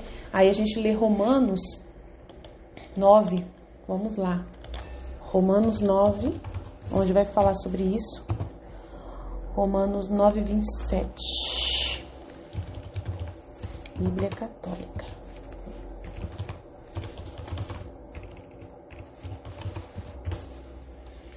Aí, Romanos 9, 27. Vai falar assim. A respeito de Israel, exclama Isaías, ainda que o número dos filhos de Israel fosse como a areia do mar, só um resto será salvo. Né, que vai ter uma remanescente, que o povo de Israel, ele depois, quando vem no quarto dia, no quarto milênio, eles rejeitam Jesus, e só uma parte deles que vai aceitar Jesus e vai morrer por Jesus. Então só um remanescente desse povo de Israel vai aceitar Jesus, e a maioria vai renunciar a Jesus, né, vai rejeitar Jesus. Que daí ele já fala aqui, ó. A respeito de Israel, exclama Isaías, ainda que o número dos filhos de Israel fosse como a areia do mar, muita gente, só um resto será salvo, por causa da renúncia, de terem renunciado. Porque o Senhor realizará plenamente e prontamente a sua palavra sobre a terra. Então é muito sério, né? Os pagãos convertidos estavam no mar, no meio das nações, né? E daí Maria de todos os povos, Nossa Senhora fala, eu sou Maria de todos os povos, a rainha de todos os povos. Essa areia vai ser peneirada e haverá somente um remanescente que será salvo, pois os judeus rejeitam Jesus, só alguns se convertem e morrem por ele, né? Morrem por amor a ele. São poucos. Os apóstolos saem para evangelizar todas as nações, né? Os pagãos, ide por todo o mundo e pregai o evangelho. E haverá depois um juízo de fogo, purificação, e o povo somente do céu é que sobrará, né? Somente quem for estrelas e sóis com os atos na divina vontade, cópias de Cristo e seguidores de Maria, Lua, irão para o reino da divina vontade. Então a gente está já tentando situar o que acontece nesse momento das nações, esse povo eleito que não permanece, que nem todos eles permanecem para poder serem salvos, mas que deles surge essa areia do mar, né, essa areia na beirada do mar. Aí também a gente vê em Apocalipse 12 sobre isso, é muito interessante que Apocalipse 12 fala da mulher vestida de sol. É interessante a gente ler Apocalipse 12, deixa eu colocar aqui. Todo o Apocalipse 12 vai falar sobre essa areia, né? É muito interessante tudo que a gente está aprendendo aqui. Vamos lá. Vamos lá. Apareceu em seguida um grande sinal no céu, uma mulher revestida do sol. Tá vendo? A mulher revestida do sol, a lua debaixo dos seus pés, que representa a primeira aliança, né? O sol é a segunda aliança, aquela que está revestida desse sol, que é Deus, que é Jesus. Debaixo dos seus pés, né, a lua, e na cabeça uma coroa de 12 estrelas, que são os santos apóstolos. Estava grávida e gritava de dores, sentindo as angústias de dar à luz. Depois apareceu outro sinal no céu, um grande dragão vermelho, com 7 cabeças e 10 chifres, e nas cabeças 7 coroas. Ele varria com sua cauda 1/3 das estrelas do céu. Então, olha lá, que são esses judeus que rejeitaram Jesus, né? E atirou elas à terra, e as atirou essas estrelas do céu, né? Várias pessoas que diziam que eram os filhos de Israel, que falavam que esperavam o Messias, eles se perderam. Então atirou a 1/3 das estrelas do céu à terra, porque muitos judeus que eram considerados, né, que esperavam a promessa do Messias, falavam que esperavam o Messias, eram considerados estrelas do povo de Israel, mas eles negaram Jesus, então eles foram atirados na terra. Né? O dragão venceu eles, varria com a sua cauda uma terça parte das estrelas do céu. Esse dragão deteve-se diante da mulher que estava para dar à luz, a fim de que quando ela desse à luz, lhe devorasse o filho. Aí esperava também isso. Ela deu à luz um filho, um menino, aquele que deve reger todas as nações pagãs, né? O mar inteiro com cetro de ferro, né? Mas seu filho foi arrebatado para junto de Deus e do seu trono. A mulher fugiu então para o deserto, né? Que é onde nós estamos. Para o deserto, onde Deus lhe tinha preparado um retiro, né, que é a Igreja Católica, para aí ser sustentada por 1260 dias. Houve uma batalha no céu, Miguel e seus anjos tiveram que combater o dragão e seus anjos travaram combate, mas não prevaleceram, e já não houve lugar no céu para eles. Então foi precipitado o grande dragão, a primitiva serpente, chamado demônio Satanás, o sedutor do mundo inteiro. Foi precipitado na terra, e com ele seus anjos. Eu ouvi no céu uma voz forte que dizia: agora chegou a salvação, o poder e a realeza de nosso Deus, assim como a autoridade de seu Cristo, porque foi precipitado o acusador de nossos irmãos, que os acusava dia e noite diante de nosso Deus. Então, na terra, o demônio vai perder, porque os filhos da divina vontade da terra, né, que serão esse povo que vai ser remanescente, vai vencer o demônio, né? Mas estes venceram-no por causa do sangue do Cordeiro e seu eloquente testemunho, né? Vão vencer o demônio. Desprezaram a vida até aceitar a morte, que é a vida na divina vontade. Por isso alegrai-vos, ó céus, e todos que aí habitais, que é a mensagem que Jesus fala para o céu, né? O povo do céu fica alegre pela vitória dos filhos da divina vontade que vencem o dragão, que são os remanescentes do povo eleito de Deus. Mas, ó terra e mar, cuidado, porque o demônio desceu para vós de novo, cheio de grande ira, né? Vai voltar depois do reino da divina vontade, sabendo que pouco tempo lhe resta. O dragão, vendo que fora precipitado na terra, perseguiu a mulher que dera a luz ao menino. Mas à mulher foram dadas 2 asas de grande águia, a fim de voar para o deserto, para o lugar de seu retiro, né? Onde é alimentada por 1 tempo, 2 tempos e metade de 1 tempo, fora do alcance da cabeça da serpente. A serpente vomitou contra a mulher um rio de água, perseguindo ela, né, durante esse tempo do Gog e Magog, para fazê-la submergir, a igreja que está fugindo, né, nesse tempo. A terra, porém, acudiu a mulher, abrindo a boca para engolir o rio que o dragão vomitara. Né, então, se irritou contra a mulher e foi fazer guerra ao resto de sua descendência e os que guardam os mandamentos de Deus e têm o testemunho de Jesus. Né? A igreja foi protegida, mas ficou um restante, né, que ainda estava na dúvida se queria Deus ou não, e ele foi lá atrás dessas pessoas. E ele se estabeleceu na praia. Né, aonde estava o restinho das pessoas. Então, né, difícil, gente, o restinho das pessoas lá que não foram salvas, que não estavam. É complicado o negócio, é muito difícil a gente entender todas essas figuras, né, que a gente está aprendendo, mas a gente vai entender tudo. O Senhor está ajudando a gente através do livro do céu, e todo esse conhecimento vai cada vez ligando mais coisas, a gente vai recebendo mais luzes e vamos entendendo. Aí o 4º dia, vamos ler Gênesis novamente, voltar no Gênesis aqui, para ver o 4º dia.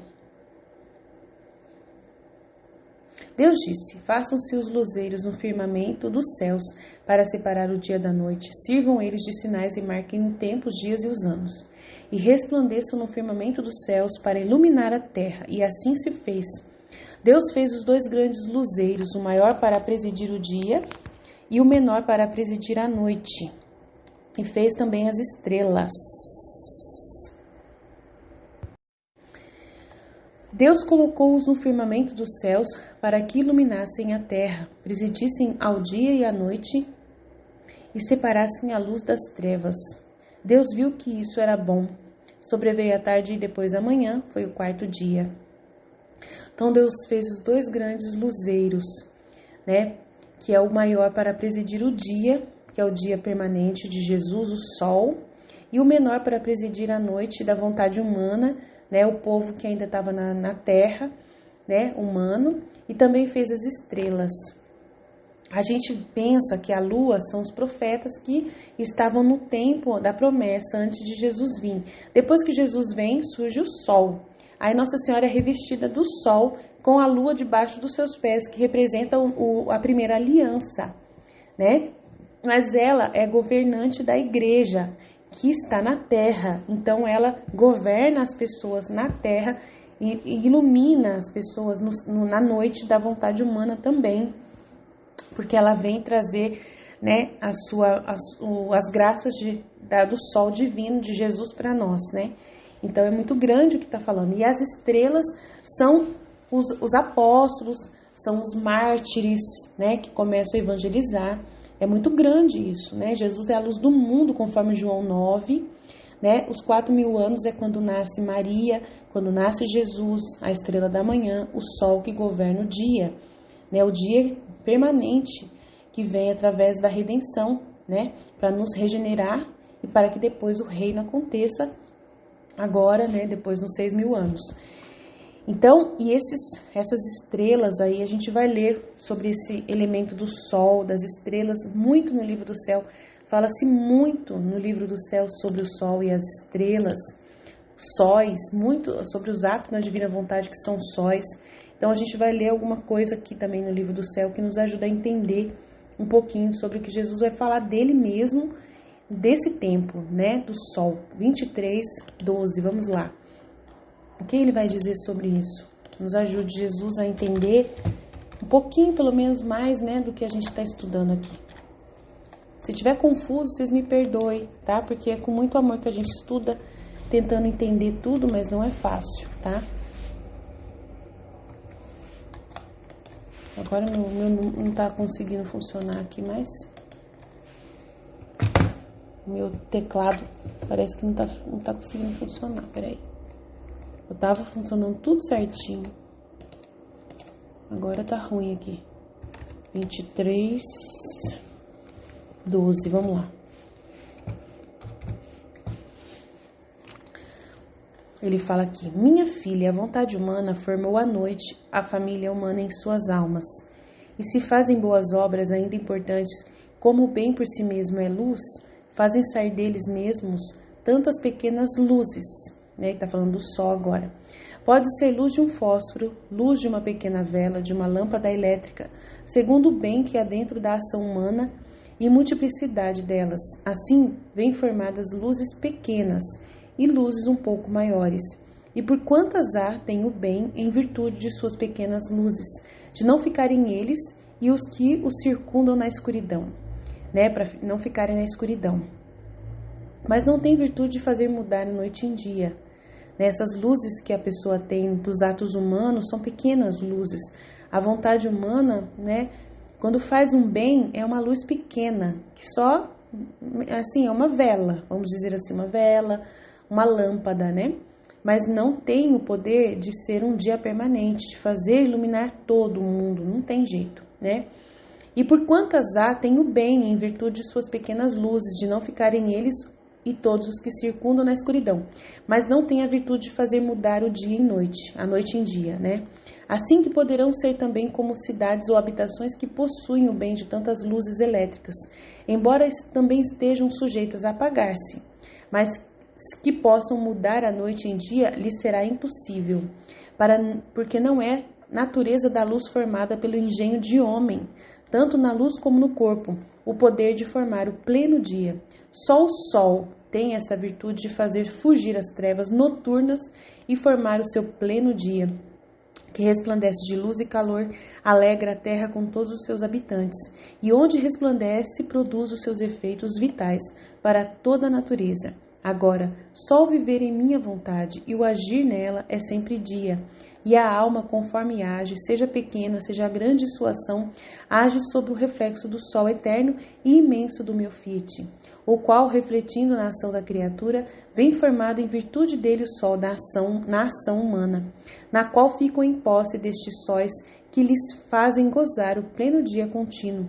E como estes sóis foram formados em virtude dos reflexos do sol do meu querer divino, que possui a fonte da luz, a ação humana convertida em sol é alimentada pela fonte da luz, e por isso não estão sujeitos nem a apagar-se e nem a diminuir de luz. Vê então que grande diferença há entre quem age e vive em minha vontade, e entre quem faz o bem fora dela. É a diferença entre quem pode formar o sol e tantos sóis, e entre quem forma uma luz e basta um sol para eclipsar todas as luzes. E todas as luzes juntas não têm virtude, nem força de luz para poder superar um sol do Filho da Divina Vontade. Para compreender com mais clareza, pode-se ver na ordem do universo que todas as luzes de qualquer espécie formadas pela habilidade humana nas cidades não são capazes de formar o dia. Em troca, o sol criado por minhas mãos criadoras, eu mesmo, apesar de ser um só sol, forma o dia, porque possui a fonte da luz posta dentro dele por mim, seu Criador, e por isso não está sujeito a diminuir de luz. Isto é o símbolo de quem vive em minha vontade divina, porque em todos os seus atos corre dentro um ato de vida divina, uma força criadora do Criador, que tem virtude de formar o sol e mais sóis. Não se abaixa nem quer formar pequena luz da cidade, senão sóis que jamais se apagam. Por isso podes compreender que o bem produzido pelo querer humano, apesar de não poder formar o dia, é sempre um bem para o homem e recebe a utilidade da luz da noite da vontade humana. Serve-lhe para não morrer nas densas trevas da culpa. Aquelas luzes, ainda que pequenas, encaminham-lhe o passo, fazem-lhe ver os perigos e atraem minha paterna bondade para eles, que vê que se servem da noite de sua vontade humana para formar ao menos pequenas luzes para dirigir o passo pelo caminho da salvação. Foi exatamente isso que atraiu a nossa ternura e bondade paterna para com Adão. Ele tinha compreendido o que significava viver em nosso querer divino e como em seus pequenos atos, assim como nos maiores, corria dentro de nossa virtude criadora e eram investidos pelo sol do eterno Fiat, que sendo sol tinha virtude de poder formar quantos sóis queria. Então, ao ver-se esvaziado desta força criadora após o pecado, não pôde mais formar sóis. Por isso, pobrezinho, se esforçava o quanto mais podia, através da sua religião, pelo culto, e podia formar ali pequenas luzes, e vendo a grande diferença do seu estado primeiro e de depois da culpa, sentia tal dor que se sentia morrer em cada ato seu. O ente supremo se sentia comovido mesmo assim e admirava a indústria do culto do pobre Adão a Deus, que não podendo mais formar sóis, ele conseguiu pelo menos formar com seus atos pequenas luzes que derivou para o seu povo, e em virtude disso manteve a promessa do futuro Messias para o povo e sua descendência. Então é muito grande o que Jesus está falando aqui, e nós estamos tentando entender o que Deus está nos ensinando, como é grande todo esse conhecimento que o Senhor está nos fornecendo. E mais, tem mais, vamos lá, tem mais um trecho no volume 23, 32, que a gente vai ler mais sobre o que Jesus quer nos ensinar. Ele vai dizer: minha filha, tu me agradeces que te fiz escrever o que concerne a minha divina vontade, doutrina toda de céu e que tem virtude de comunicar a vida palpitante toda celestial dela a quem lerá esses escritos. Minha vontade está palpitante no meio das criaturas, mas vive sufocada pelo querer humano. Estes escritos farão sentir tão forte o seu batimento que sufocarão o querer humano e tomará seu primeiro posto de vida que lhe toca, porque minha vontade é o batimento e a vida de toda a criação. Por isso, o valor desses escritos é imenso. Contém o valor de uma vontade divina. Se fossem escritos de ouro, não superariam um grande valor que em si mesmos contém. Estes escritos são sóis impressos com caracteres de luz brilhantíssimas nas paredes da pátria celestial e formam o mais belo ornamento daqueles muros da cidade eterna do céu, nos quais os bem-aventurados todos ficam arrebatados e surpreendidos em ler esses escritos da suprema vontade no céu. Por isso, graça maior não podia fazer nestes tempos em trazer para a terra o que está escrito no céu e transmitir os caracteres da pátria celestial por teu meio, Luísa, às criaturas da terra e à Igreja Católica, e aos quais levarão a vida do céu no meio deles. Agora, assim como você agradece a mim, assim eu agradeço a ti, que te prestastes a receber minhas lições e a fazer o sacrifício de escrever sobre o meu ditado para toda a igreja. É minha vontade divina que fazia correr enquanto você escreve, e e viva a virtude do seu pulsar ardente, eterno e vivificante, e que imprimia em teus caracteres, por isso, você relendo-os, sentes a renovação toda celestial impressa neles. Oh, como será difícil a quem ler esses escritos não sentir essa vida palpitante do céu, da minha vontade, e não se sacudir de emoção, pela virtude de seu pulsar vivificante, da letargia em que se encontram? Estes escritos sobre o meu supremo Filho, com a força de sua luz, arrebatarão a vontade humana, serão bálsamo às feridas do humano, serão ópio a tudo que é terra, as paixões se sentirão morrer, e da morte delas ressurgirá a vida do céu no meio das criaturas. Serão um verdadeiro exército celestial que, enquanto colocarão em estado de cerco a vontade humana e a todos os males produzidos por ela, farão ressurgir a paz, a felicidade perdida, a vida de minha vontade entre as criaturas. O cerco que porão não fará mal a ninguém, porque a minha vontade é de pôr em estado de cerco o querer humano, a fim de que não tiranize mais as pobres criaturas, mas que as deixem livres no reino de minha vontade. Por isso, insisti tanto e insisto em fazer-te escrever. Tive-te na cruz, sacrifiquei-te, era necessário. Tratava-se da coisa mais importante. Era o eco do céu, a vida lá do céu que quero formar agora sobre a terra. Eis a causa do meu contínuo refrão. Seja atenta, não omitas nada, e teu voo na minha vontade seja contínuo. E ele fala mais, ele fala assim: minha filha, como Deus, não existia em mim nenhum desejo, porque o desejo nasce em quem não possui tudo. Mas para quem tudo possui e nada lhe falta, o desejo não tem razão de existir. Mas como homem eu tive os meus desejos, porque meu coração se irmanava em tudo as outras criaturas, e fazendo meus desejos de todos, desejei por todos, com todo o ardor, dar o reino do meu Fiat a todas as criaturas. Então se eu suspirava o reino da minha vontade. Se eu implorava e chorava e desejava, era só pelo meu reino que eu queria as criaturas no meio.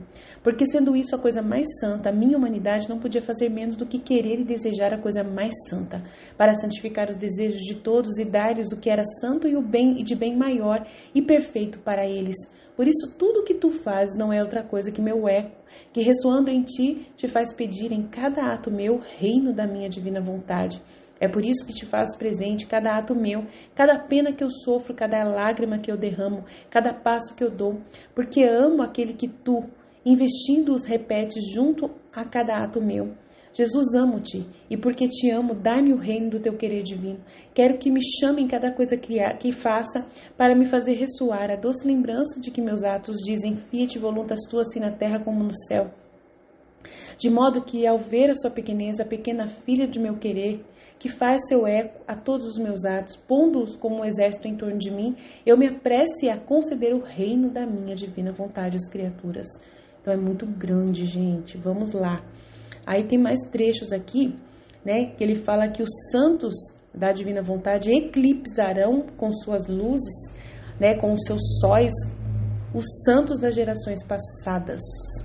Então vamos ler aqui no volume 24 agora. Trecho 19.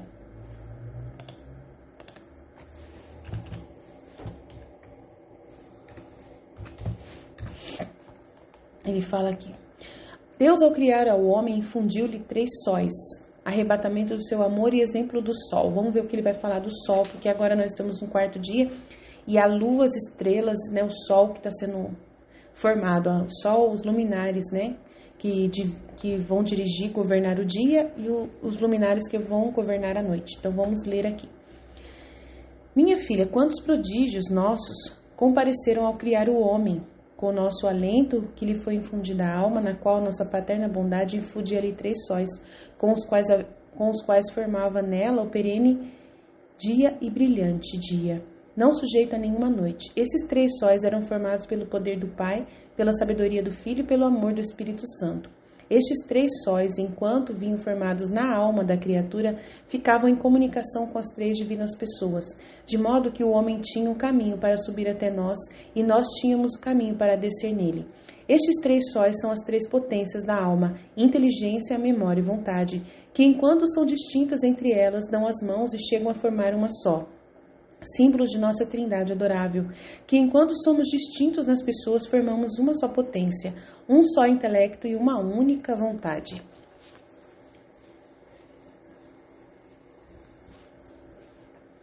Foi tanto o amor ao criar o homem, que nosso amor só se contentou quando lhe comunicamos nossa semelhança.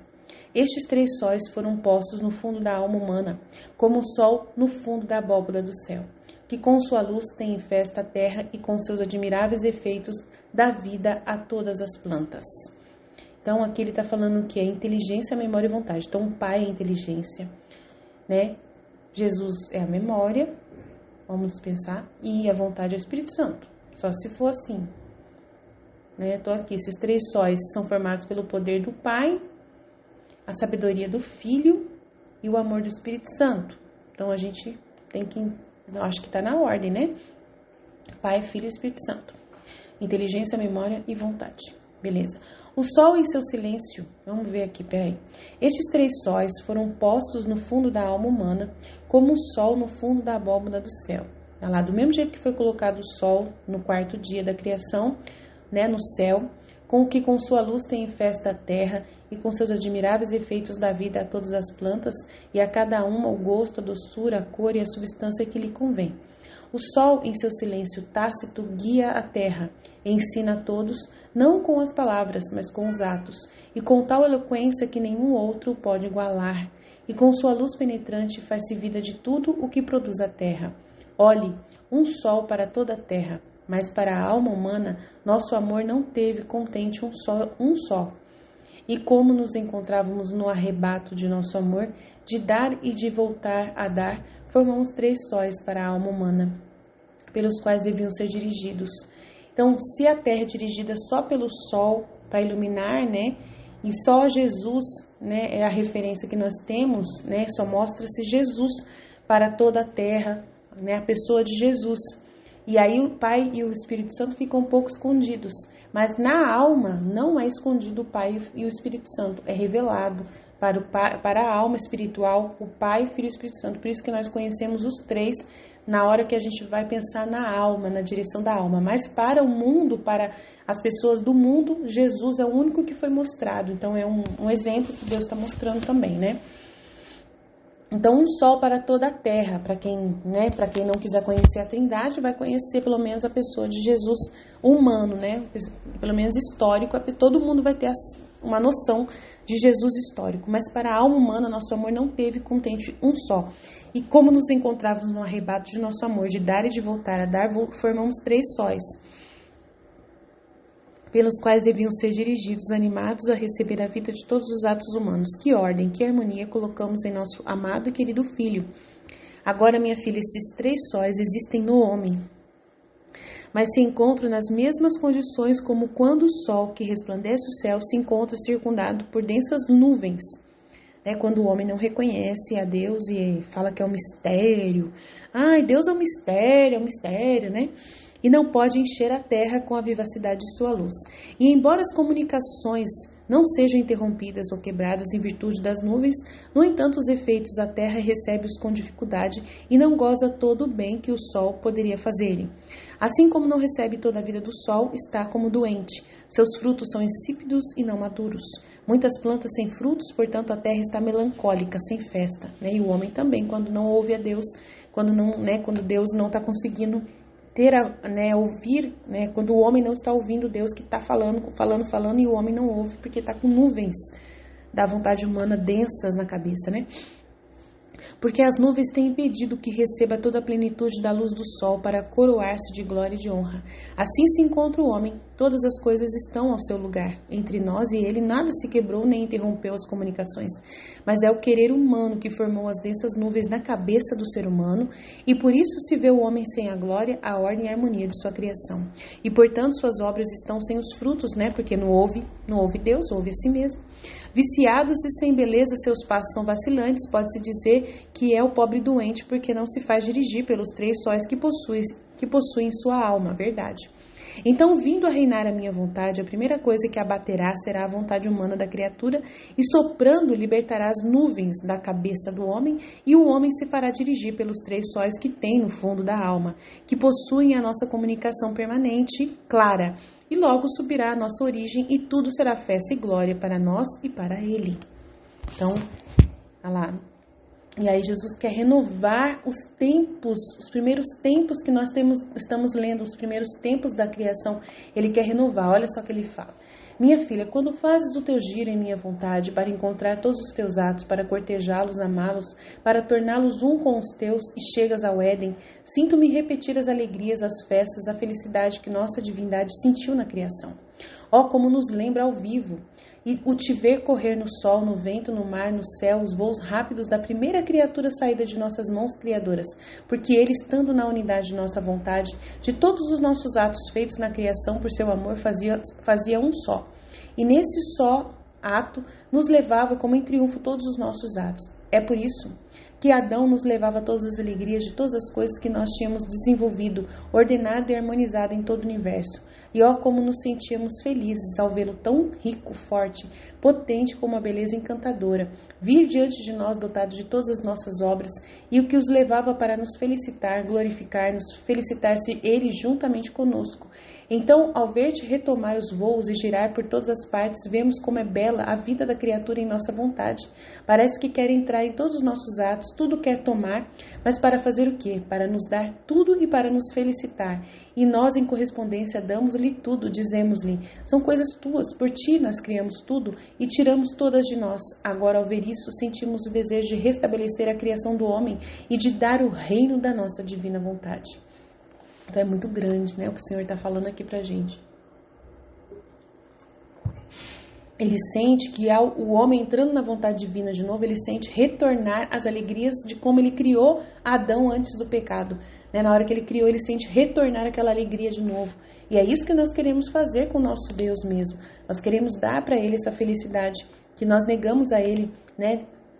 Que Adão negou através da vontade humana e que nós, ainda vivendo na vontade humana, negamos ao nosso Deus. Então, nós queremos agora, né, religar todas as coisas com Deus. Aí tem outro trecho aqui para finalizar, que é assim, céus e sóis mudos e céus e sóis falantes, né? Estamos falando da criação do sol, então vamos ler. Minha filha, olha como é bela a criação, que ordem, que harmonia contém. Mas apesar de sua beleza, os céus, as estrelas, o sol estão todos mudos. Não tem virtude de dizer nem sequer uma palavra. Em troca, os céus e as estrelas e o sol, o vento imperante de minha divina vontade são todos falantes, e têm uma eloquência tal que ninguém pode igualar. O anjo, o santo, o douto diante dos céus da minha vontade faladora, ficam mudos e se sentem ignorantes. Mas por que estes sóis e céus falantes são falantes? Porque contém a vida. Mas você sabe o que são estes céus e sóis falantes? São os conhecimentos que eu te manifestei sobre a minha divina vontade, o livro do céu.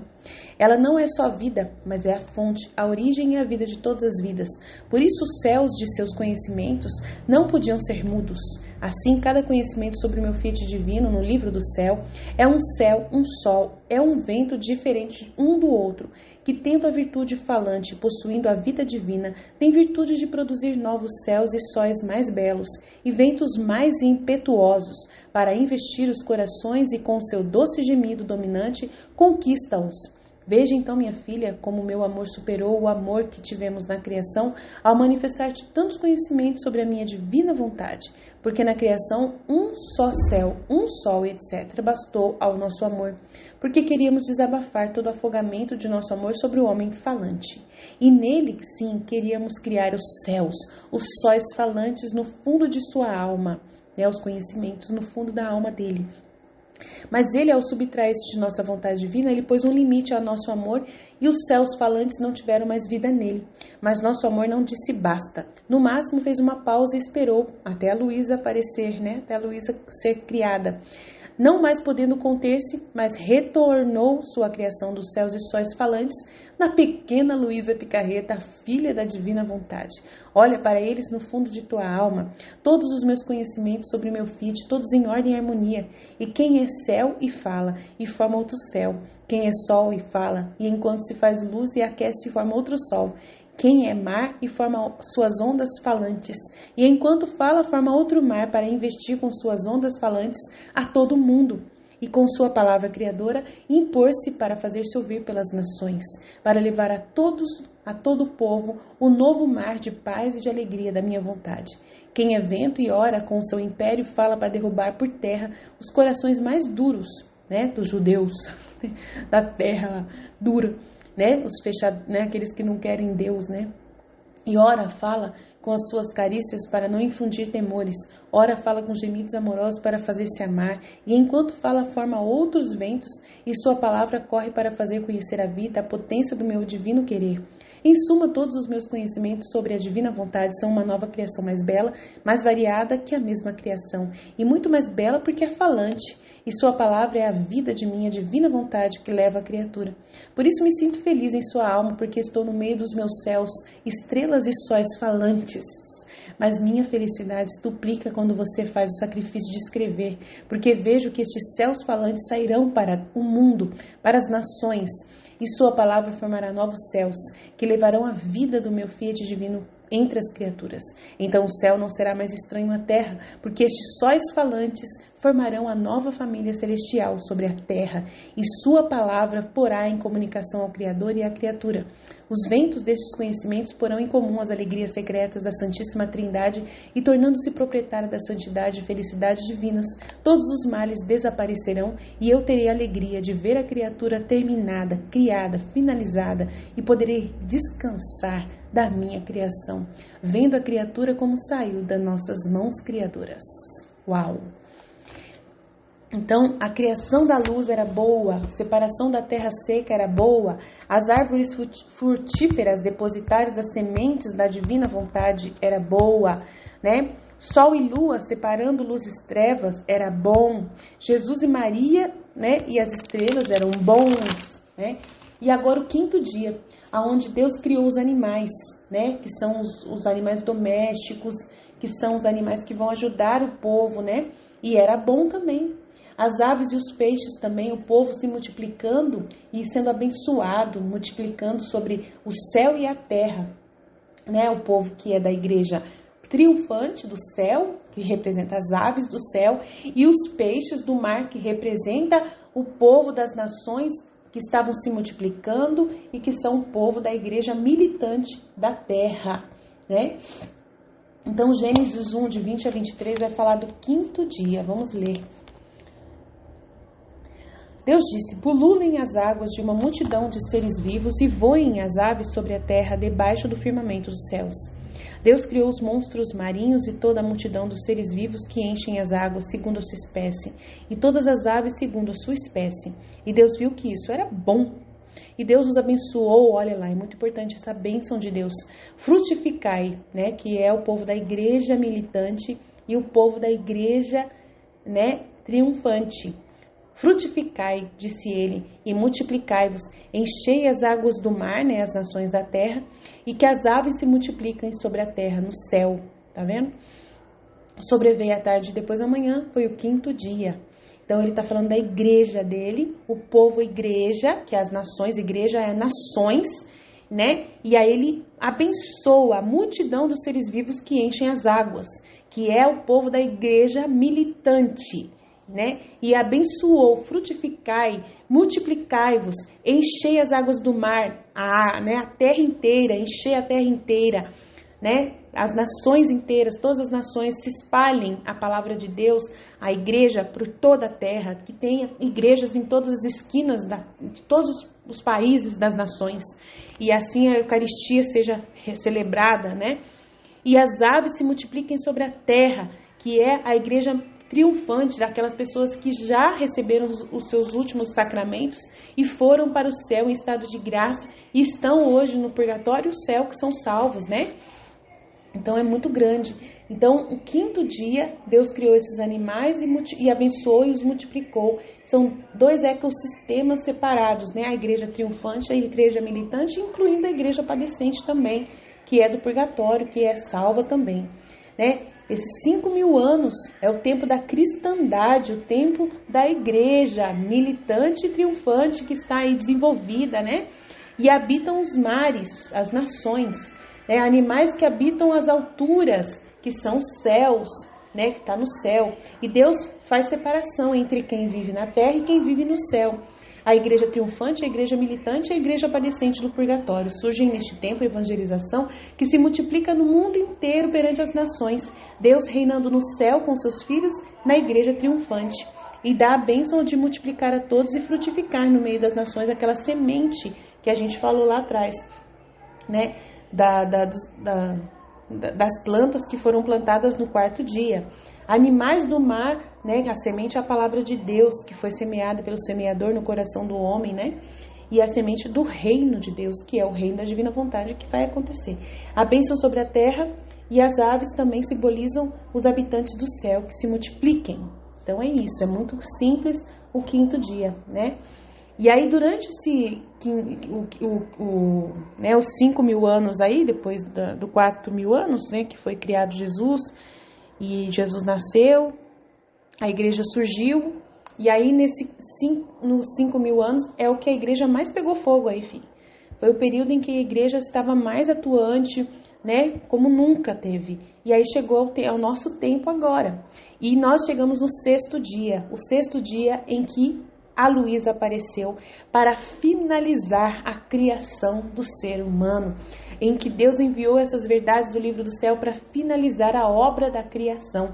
O 6º dia, os 6.000 anos em que nós estamos vivendo exatamente agora, nesse exato momento, e Ele criou neste tempo todos os animais ajudantes do homem, a tecnologia que é boa, né, que representa a tecnologia para divulgar a divina vontade através da internet, né, através do 5G aí e tudo mais. O ser humano não sofre tanto mais por causa do conforto da tecnologia que nós estamos, né, recebendo nesse exato momento, que é bom. E ele fala que é boa a criação dos animais ajudantes do homem. Esses animais da terra são bons, que quer dizer tecnologia, simboliza esses 6.000 anos com grande tecnologia que é boa para divulgar, né, o livro do céu, o conhecimento para finalizar a obra da criação e o homem ter mais conforto para usar a cabeça, para o seu cérebro ter capacidade para estudar esses conhecimentos e entender esse conhecimento, finalizando a obra da criação e o homem podendo ter de volta, né, tempo para estudar, tempo para colher os frutos da semente plantada por Jesus.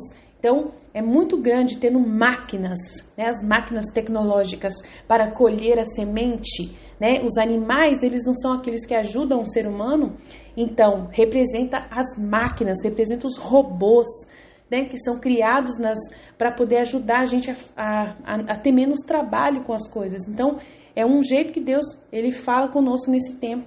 E surge aí os filhos da divina vontade, a Luísa Picarreta, e aí tem vários trechos que a gente pode ler para finalizar esse tempo. Mas a gente vai parar por aqui e finalizamos aí, né? E vamos falar mais coisas sobre esse 6º dia no próximo vídeo. Estivemos reunidos e continuaremos sempre no amor e na divina vontade. Do Pai, do Filho e do Espírito Santo. Amém. Jesus, eu confio em vós. Fit. Qualquer dúvida, estamos à disposição.